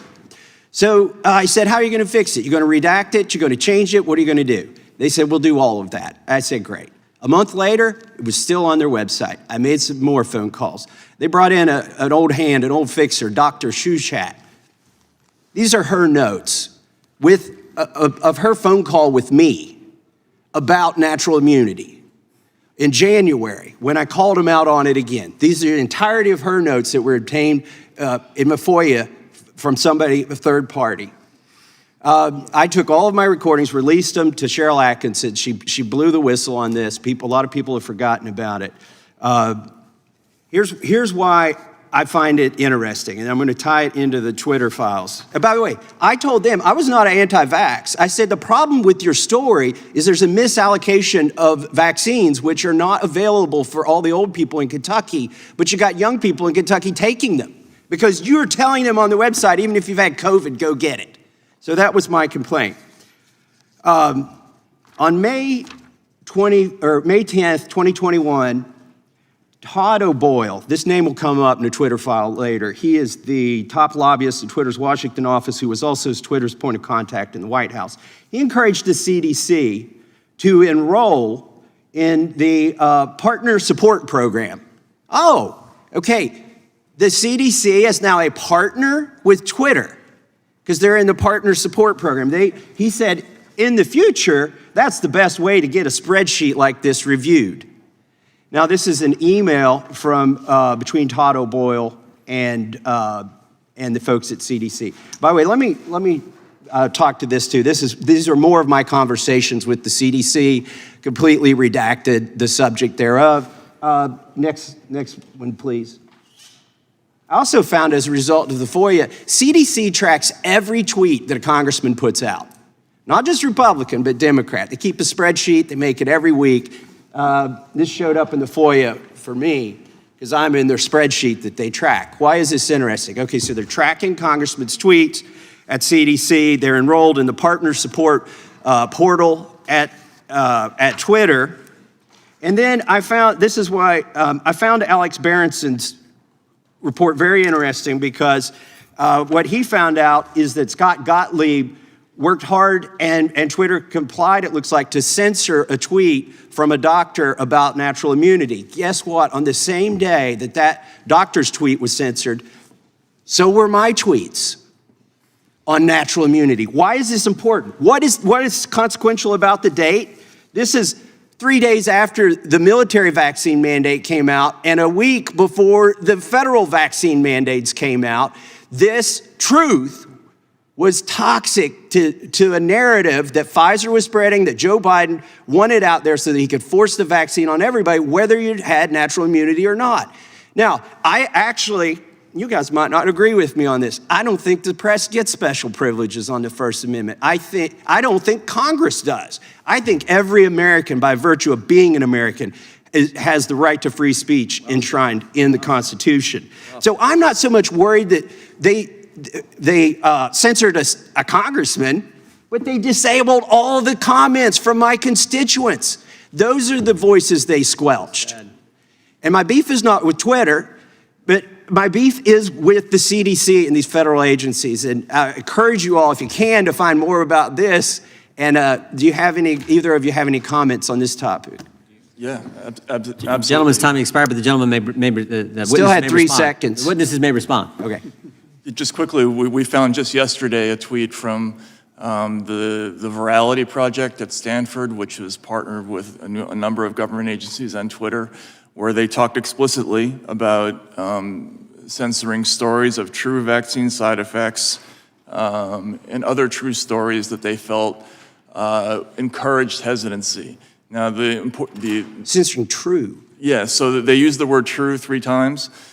In this email, and what's notable about this is that it reflects the fundamental misunderstanding of this whole disinformation complex, anti-disinformation complex. They believe that ordinary people can't handle difficult truths, and so they think that they need minders to separate out things that are controversial or difficult for them. And that's totally contrary to what America's all about, I think. I'll just briefly add, this is very disturbing because what they're doing when they're putting these labels on there is they're actually also trying to discredit you. So it's not just, it's a form of censorship, but it's also a disinformation campaign. And I think what Matt said is really important to understand. I mean, you go from a situation where we were fighting ISIS recruiting, and then it was Russian disinformation. And now they're in a situation where they're wanting to censor true information, accurate facts, because they're worried that people might behave in ways that they don't want them to. That involves mind reading at a level that is grossly inappropriate. I mean, I worry even about making this defense, because let's remember, the First Amendment protects our right to be wrong. It protects our right to lie. I mean, it's bizarre to me that we would need to make a defense of the First Amendment and remind people that we have a right to be wrong. And being wrong, as Matt was explaining, is a big part of being a human being and having a democracy. So this is disturbing and chilling, and you're absolutely right to be outraged by it. There needs to be a full truth and reconciliation that I hope everybody would appreciate having on this issue, because a lot of bad behavior has come out about what they've done. Thank you. Yield back. Good job. Gentleman's time has expired. We now recognize the gentleman from New York, Mr. Goldman. Actually, excuse me, it's Miss Sanchez. I'm sorry. And Mr. Chair, since that went over 2 minutes with them responding, will you give an additional time? There's a question Ms. at the end of Sanchez? someone, it's customary, if there's a question at the end of someone's 5 minutes and the witnesses haven't responded, we'll give them time to do that. Many times you Up guys to go 2 over minutes? and then there's no I question. understand that, but 2 minutes. Okay, That's thank you. customary, so we'll certainly do that. Gentlelady from California is recognized. Excuse me. I'd like to yield my time to Mr. Goldman. Thank you, Ms. Sanchez. Mr. Schellenberger, first, I'd just like to compliment you on your choice of tie today. Seems like we're on the same page. I would also just like to respond to your last point and just remind everyone that, of course, we all believe in the First Amendment, but the First Amendment applies to government prohibition of speech, not to private companies. I want to talk about your Twitter files number 7, Mr. Schellenberger. Are you aware that Rudy Giuliani was the sole source of the hard drive obtained by the New York Post? That is my understanding. And are you aware that Rudy Giuliani had been openly cavorting with agents of Russian intelligence throughout 2020? That is also my understanding. Now, this was the same Russian agent who had been feeding information to Senators Johnson and Grassley, I might add. But also, are you aware that Rudy Giuliani told the New York Times that he did not want anyone to do an analysis of the hard drive until it was published? I was not aware of that exactly, but... But you don't dispute it? I don't dispute it. And are you aware that one of the New York Post reporters for the Hunter Biden story refused to put his byline on the story? Yes. And are you aware that Fox News called the story, quote, very sketchy, unquote? I'm aware that somebody at Fox News said that, yes. Correct. Brett Baer at Fox News said yes. that. And are you aware that the FBI had nothing to do with Twitter's decision to pause the New York Post story? I am not aware of that.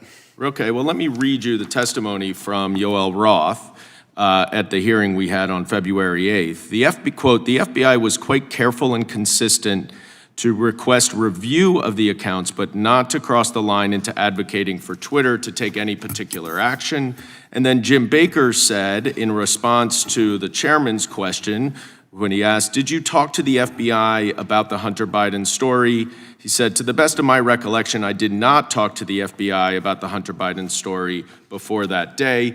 In other testimony, Yoel Roth said that the information that he received from the FBI had nothing to do with the Hunter Biden story.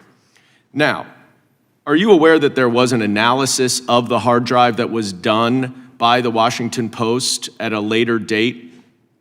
My awareness is that multiple media organizations have done analyses and found including CBS, and found that it was indeed, the laptop was authentic and that nothing had been changed on it. So let's just get something clear. The laptop that the FBI had is different than the hard drive that Rudy Giuliani gave to the New York Post. A hard drive, you agree with this, is a copy from a laptop, right? Yes. And you are aware that hard drives can be altered, are you not? Of course. Okay. So are you aware that the Washington Post analysis of the hard drive showed that it had been altered? I have heard that, but I'm also saying CBS verified. Politico. And other media organizations have verified. I mean, but we're not talking people about aren't really making this argument anymore. authenticity. We're not talking about authenticity. We're talking about whether it's been altered. Yeah. Okay? There's no question there's some material on the hard drive that is authentic and accurate. But are you aware that there's some material that is not? My understanding is that there are copies of the hard drive that have been tampered with, and that media organizations, including CBS, have verified that the laptop in question was not tampered with. I don't know what the laptop in question, but let's move on, because you said in your Twitter files, am I correct, that every single fact in the New York Post story was accurate? Yes. Okay. Do you recall that the first paragraph of that Post story said that then Vice President Joe Biden pressured Ukraine to fire its prosecutor general because he was investigating Burisma, where Hunter Biden was on the board? Yes. Okay. I have here, which I'd like to enter into the record, the Trump-Ukraine Impeachment Inquiry Report, 300 pages by the House Intelligence Committee. Did you review this report before you said that every fact in this story was accurate? Without objection, the material be entered in the record. Did I read that before I wrote the Twitter files? No. Yeah. Okay. I'm aware because of its if content. you read this, you would have known that every single State Department and Trump administration expert on Ukraine said that Vice President Joe Biden, in concert with the European Union and the IMF, was executing official U.S. policy by encouraging Ukraine to fire the prosecutor general because he was not prosecuting corruption and was not prosecuting companies like Burisma. So that story, notwithstanding your allegations, was false, and I yield back. Gentleman yields back. The chair now recognizes the gentleman from Florida, Mr. Gates, for 5 minutes. Impeachment nostalgia always warms my heart, but we are here focused on a weaponized government, a whole-of-government approach that has been turned against the American people. And while Rudy Giuliani may have been running around with the laptop in 2020, what is an indisputable fact is that the FBI had the laptop in 2019. And it appears that the last round of questioning misses the boat, that it's true. The information is authentic. The pictures, the videos, the emails, there hasn't been a single allegation that there is a single doctored email. Unlike what we saw before the FISA courts, where the FBI itself was doctoring emails to try to smear President Trump. But I have to get to a question I'm amazed hasn't been asked of the two of you. This FTC consent decree, where it is government action subject to rigorous scrutiny under First Amendment standards, government action demanding that your names be listed. How did it feel when you found out that you were being expressly targeted by a government document based on your reporting? It was chilling. I mean, it's disturbing. I never thought that would happen in the United States of America, to be perfectly honest. I've lived in a bunch of authoritarian countries. I've visited a lot of authoritarian countries. Never thought this kind of thing would be going on here. And the nexus to authoritarianism is the desire to control the nature of truth itself. Our understandings change about things. We learn new things. We challenge prior assumptions. But if a bunch of people in Washington, D.C. get to decide what the truth is, and then enforce it on the country, and then punish and target those who report on their conduct, we are drifting more toward that. How did you feel, Mr. Taibbi, when you saw your name? I was upset, obviously. I lived in Russia during the 90s and early 2000s. I was there when Putin took power. I was friends with a group of very brave, muckraking reporters in Russia, many of whom didn't make it. A few of them were murdered after Putin came to power. So I've always been conscious of how the risks that other reporters take in other countries are incredibly severe, and that's one of the reasons why I'm motivated to protect the First Amendment, because our country has the best protections for reporters in the world. But this kind of thing, where the government is looking for information about reporters, it's usually a canary in the coal mine that something worse is coming in terms of an effort to exercise control over the press. And so on that level, it's absolutely disturbing. Also, the Aspen Institute report that we published today, talked about today in the Twitter files thread, one of their recommendations was that the FTC be empowered to have unlimited power to search all data of private companies so that they could more freely and more accurately search the speech of ordinary citizens. So as we're trying to put downward pressure on the government's expanding authority to be able to engage in what we see mostly from dictatorships, what you're reporting and what you're observing is that actually they view this as a growth industry, the information business, right? This Yes. censorship industrial complex is a growth industry to the government. I think the key thing also, yes, and the thing to understand is that NSF... What is NewsGuard, and how are they part of the censorship industrial complex? Yeah, and by the way, we talked about Richard Stengel. He's on the board of NewsGuard. NewsGuard and the Disinformation Index are both U.S. government-funded entities who are working to drive advertiser revenue away from disfavored publications and towards the ones that they favor.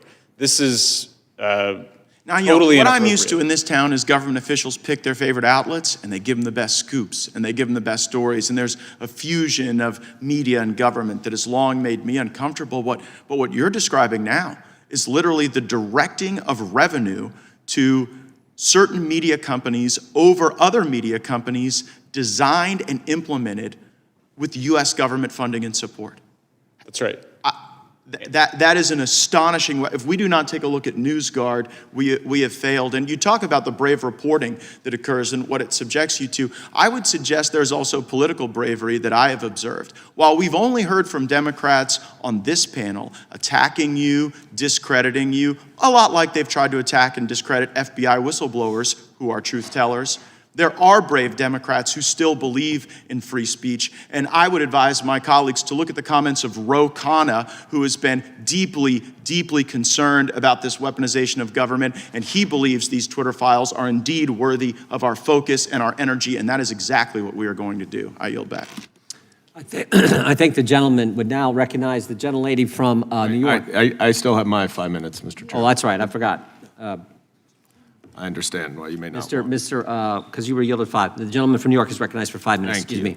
Mr. Schellenberger, I may have misheard earlier, but is it your testimony here today that you disagree with the 2 indictments by Special Counsel Robert Mueller that definitively established that Russia interfered in our 2016 election through social media disinformation and a hack and leak operation? No, I don't disagree. Okay, Mr. Taibbi, do you disagree with those 2 indictments? Well, indictments aren't a thing to disagree. Do you disagree? They're about 40 or 50 pages. Do you disagree with the evidence outlined in those indictments? Well, indictments are just charges. I just asked you, do you disagree with the evidence included in those indictments? Yes or no? I'm not on the jury of that case. I couldn't possibly say yes or no. Okay, because you said earlier, I believe, that you did not see Russia, you could not confirm that Russia interfered in our election in 2016, that you don't believe that. Is that your testimony here today? You don't believe that they did? I think it's possible that they may have on a small scale, but certainly not to what's been reported. What's been reported or what's been included in the indictments? Well, again, indictments are allegations. They're not proof. And I understand. It's a pretty detailed allegation. In the Mueller indictment, by the way. You should go read the indictment and then come back and tell us if you actually think there's no proof of it. Well, but let me move on. Let me move on, please. By the way, when please, let me move on. That's how this works. You should know that by now. So, do you disagree with the Special Counsel Mueller's conclusion in his report, Mr. Taibbi, that the Trump campaign knew about Russia's interference, they welcomed it, and they used it for their benefit? You have no reason to disagree with that, don't you? You have no information. So after that foreign interference in our 2016 election, Twitter and other social media companies naturally wanted to work with the intelligence community to stop Vladimir Putin from interfering in our elections again. Mr. Taibbi, do you think it's a legitimate pursuit of the FBI to try to stop foreign interference in our elections? Again, sir, will I be allowed to answer this question, or? It's a yes or no question. Do you think it's a legitimate pursuit of the FBI? It's not a yes or no answer. No. I'm not asking how. I'm saying, as an objective, do you think it's a legitimate objective of the FBI to stop foreign interference in our elections? I think it's a legitimate objective to stop actual foreign interference. Okay. I mean, I don't know what the difference is, but that's fine. Well, Since Russia used social media disinformation, according to Special Counsel Mueller, I understand you may disagree with the allegations, to interfere in our 2016 elections, are you trying to say that the FBI had no basis to inform social media companies about efforts to potentially interfere in our elections after 2016? I can tell you that I read internal Twitter emails where Twitter expressly talked about the fact that the FBI couldn't possibly know more than they did about whether or not there was Russian interference, and that in fact, even they couldn't determine which accounts were actually IRA and which ones weren't. Okay, I understand you like to filibuster. That was not an answer to my question, but I'll move on. Mr. Schellenberger, in all of the emails that you reviewed, did the FBI ever direct Twitter to take down any accounts or remove any posts? Yes. They directed Twitter to remove them, or they said these may violate your terms and services? Yes. I think that's an accurate use of the word direct. They said these may violate. You think that saying that Yes, these I may do. violate your terms and conditions is the same as directing them to take an account down? Yeah, I mean, I think if a police officer says, all right, well, you broke the law. Very helpful. That's very helpful. I'm glad to know that you think flagging something for a private company to make a decision about what they should do is a direction. Now, Mr. Chairman, you have repeatedly said that this committee is all about protecting the First Amendment. Mm-hmm. And what's unfortunate here is that we are talking about Twitter, and that we are not talking about Republican government officials around the country who are banning books. And we are not talking about... Would the gentleman yield? No, I will not. And we are not talking about Donald Trump jailing his former counsel to prohibit him from publishing a book that the president did not want. The former president literally jailed his enemy. And we're here talking about Twitter. Twitter.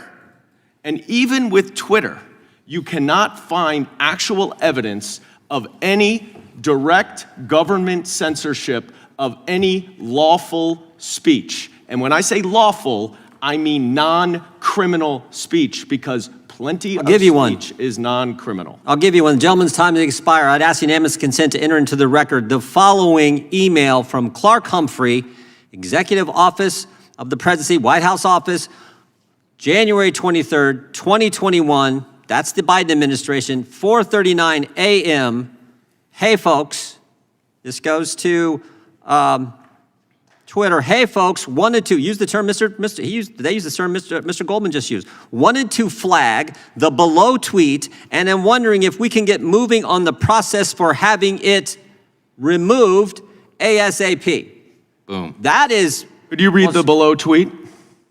And then if we can keep an eye out for tweets that fall in this same genre, that would be great. This is a tweet on the very issue that Thomas Can you Mr. just, Massey brought. for the fullness of the record, can you read the, because I've not seen this, can you read the tweet that it's referencing? I don't have the tweet here with me, but the gentleman's shocking. point was, tell us, you said no time did government try to tell Twitter to take that, to explicitly remove something, and No, I said it says- explicitly remove lawful speech. Lawful speech. We're going to conflate. The First Amendment is not absolute. Twitter, this is something from Robert Kennedy Jr. But for the record, I assume that's lawful as a point speech. of order, Mr. Chair. Because if Robert Kennedy Jr. said it? That's why it's lawful speech? Just a minute, Mr. Goldman. But all I'm saying is you Chair, said, in no time did the government explicitly say to take a tweet down. Here we have it, right here, Mr. from the White Chair. House.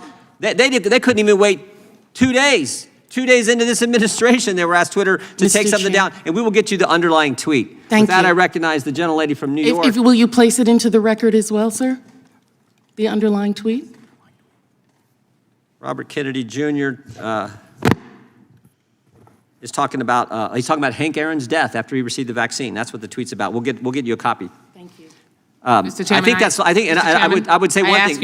That's certainly lawful Mr. Chairman, speech. I ask unanimous consent to enter the tweet that you referenced into the record of the committee. Without objection, we'll enter that into the record, along with the statement from the White House, the Biden White House, 2 days into the administration, when they're directly attacking people's First Amendment liberties. With that, I recognize the gentlelady from New York for 5 minutes. I want to yield to Mr. Johnson. Thank you. Just to point out quickly that Mr. Goldman is proving himself to be a master of obfuscation. He said, the First Amendment applies to government censorship of speech and not private companies. But what we're talking about and what the chairman just illustrated is that what we have here and what your Twitter files show is the federal government has partnered with private companies to censor and silence the speech of American citizens. I yield back to the gentlelady.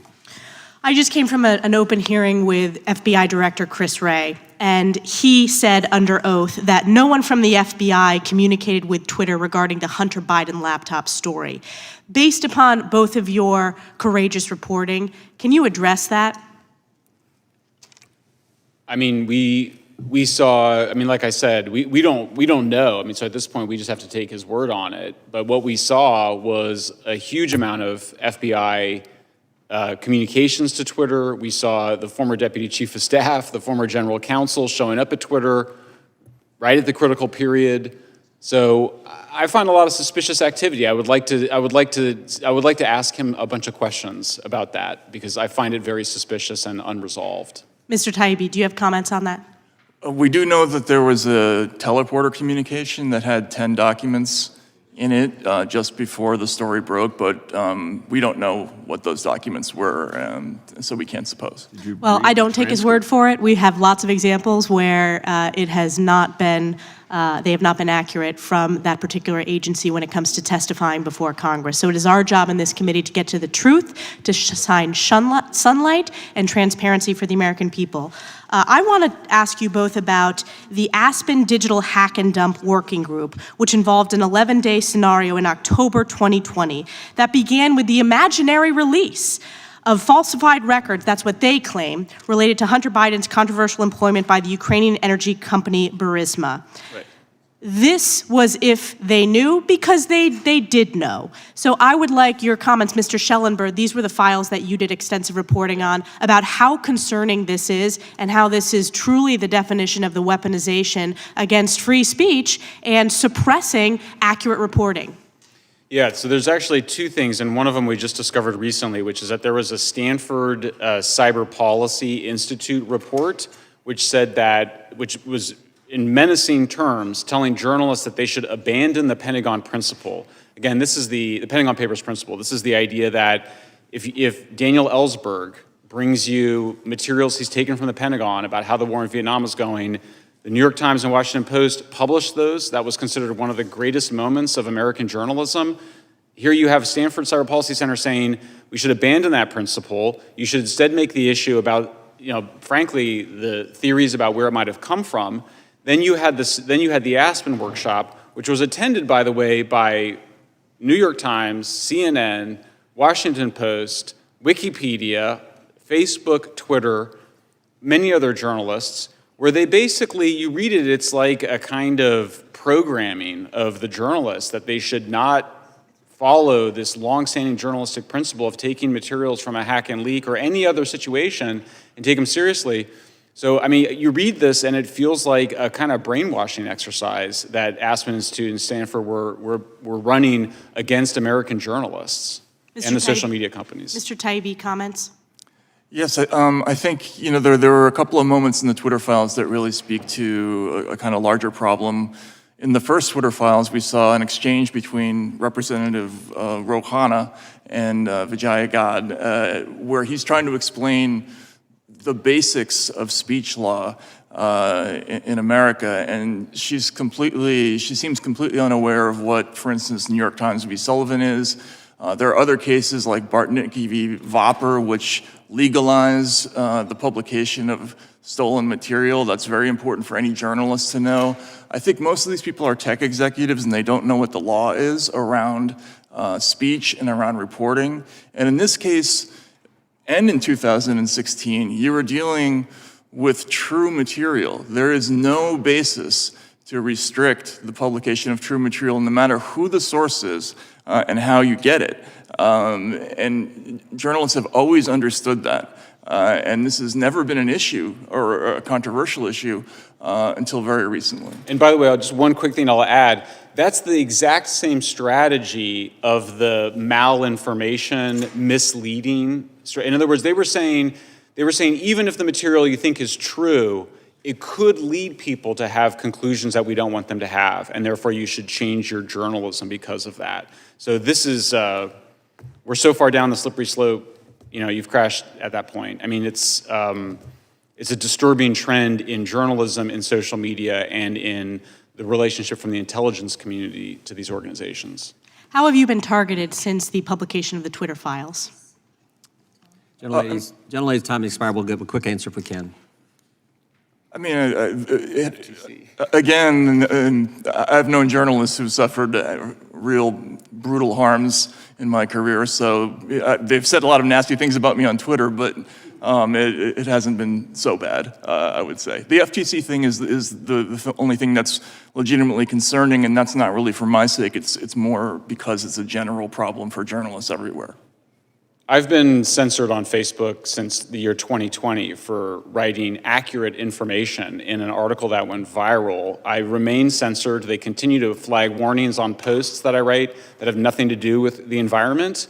And we now know that one of the US government-funded organizations has put out a report that specifically targets me and presents disinformation about my own position on climate change. And so I've got a lot at stake here. Yield back.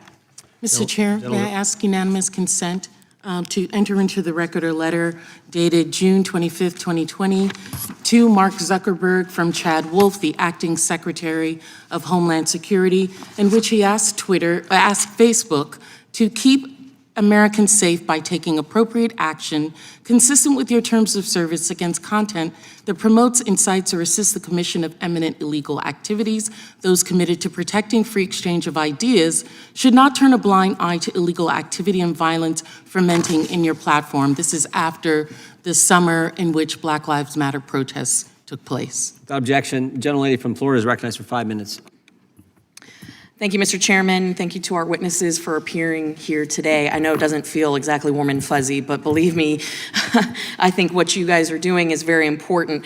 We're here to discuss the weaponization of government, and I want to follow up on my colleague, Representative Massey's comments on the CDC. Up on the screen, you can see an email from October of 2020. This is from then NIH Director Francis Collins to Dr. Anthony Fauci.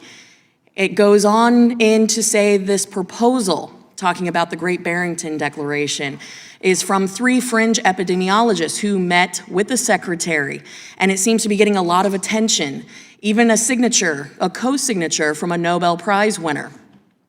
Key line in here that I would like to point out. There needs to be a, quote, quick and devastating published takedown of its premises. I don't see anything like that online yet. Is it underway? Signed, Francis. Now, what I find interesting is if you fast forward into June of 2021, the Biden administration was raging at social media companies. There is communications that we can produce, for the record, that state we would like you to combat, quote unquote, misinformation. Now, we, thanks to the Twitter files, know that Twitter executives were using the term visibility filtering, and that really, to the rest of the American general public, was shadow banning, correct? Yes. Okay. So all of a sudden, we saw a rash of blacklists created by Twitter at the highest levels that were taking down some of the signatories and creators of this very Barrington Declaration, correct? This is to both of you. I haven't seen that, but... I haven't seen that either. So would you agree that there was a blacklist created in 2021? Sorry, yes, Jay Bhattacharya, the Stanford professor who I don't think anybody considers a fringe epidemiologist, was indeed, I'm sorry, I didn't piece it together. He was indeed visibility filtered. Correct. And so this blacklist that was created that really was used to deplatform, reduce visibility, Yes. create lists internally where people couldn't even see their profiles. That was used against doctors and scientists who produced information that was contrary to what the CDC was putting out, despite the fact that we now know that what they were publishing had scientific basis and in fact was valid. Absolutely, and not only that, but these are secret blacklists. So Professor Bhattacharya had no idea he was on it. I mean, this is East Germany Stasi kind of behavior. That's what this is. And the Great Barrington Declaration, by the way, I was skeptical of it at the time, but it actually now looks pretty good in terms of how response to COVID. But even if it was totally wrong, it still deserved, I mean, this is the whole point of the First Amendment, is that I think we all have the experience of you're not right until you're wrong a lot. You know, you actually have to have that debate and that conversation. So by repressing that, we actually stifled, I think, a much broader conversation we could have had about how to effectively respond to COVID because they were secretly blacklisting people like Jay Bhattacharya. And I think to the bigger point that Americans are concerned about when it comes to the weaponization of government, this isn't Republican or Democrat issue, this is an American issue. You had individuals, millions of Americans, who in many cases were being mandated to take an experimental vaccine, and when those that wanted to consider taking it were trying to make an informed decision, you had opinions that were being silenced because it didn't fit a specific narrative pushed by the Biden administration, correct? Absolutely correct, and that's why we use the language of disfavored ideas and disfavored people, because it doesn't fall neatly among left and right lines. If there's anything going on here, it tends to be more of a disproportionate blacklisting of more populist voices, or just ideas that we would consider slightly outside of the Overton window, the mainstream opinion at the time, but the Overton window moves. And so the idea that you're just going to narrow the entire, what's acceptable on social media to what is mainstream at the time would basically freeze us and not allow the society to progress and for knowledge to grow and for the democracy to function. With the 14 seconds that I have left, Mr. Taibbi, if you'd like to weigh in on any of this that we have talked about and why this is a direct threat to Americans today, I would appreciate it. Just quickly, again, we yesterday discovered this email talking about the suppression of people telling their own stories of true vaccine side effects. So these are people who are telling about their own experiences, things that happen to them that are true, and they're being suppressed because what anti-disinformation does is the opposite of what the press does. They are aiming for what the narrative is, and they already know in advance what they're looking for, whereas a journalist goes into a story, does not know what the truth is. We often find that the thing we expect to find turns out to be completely different. They know in advance what they're looking for, and that's why this is so dangerous. My time has expired. I yield back. Thank you, too. The gentlelady yields back. I want to thank our witnesses for being here today.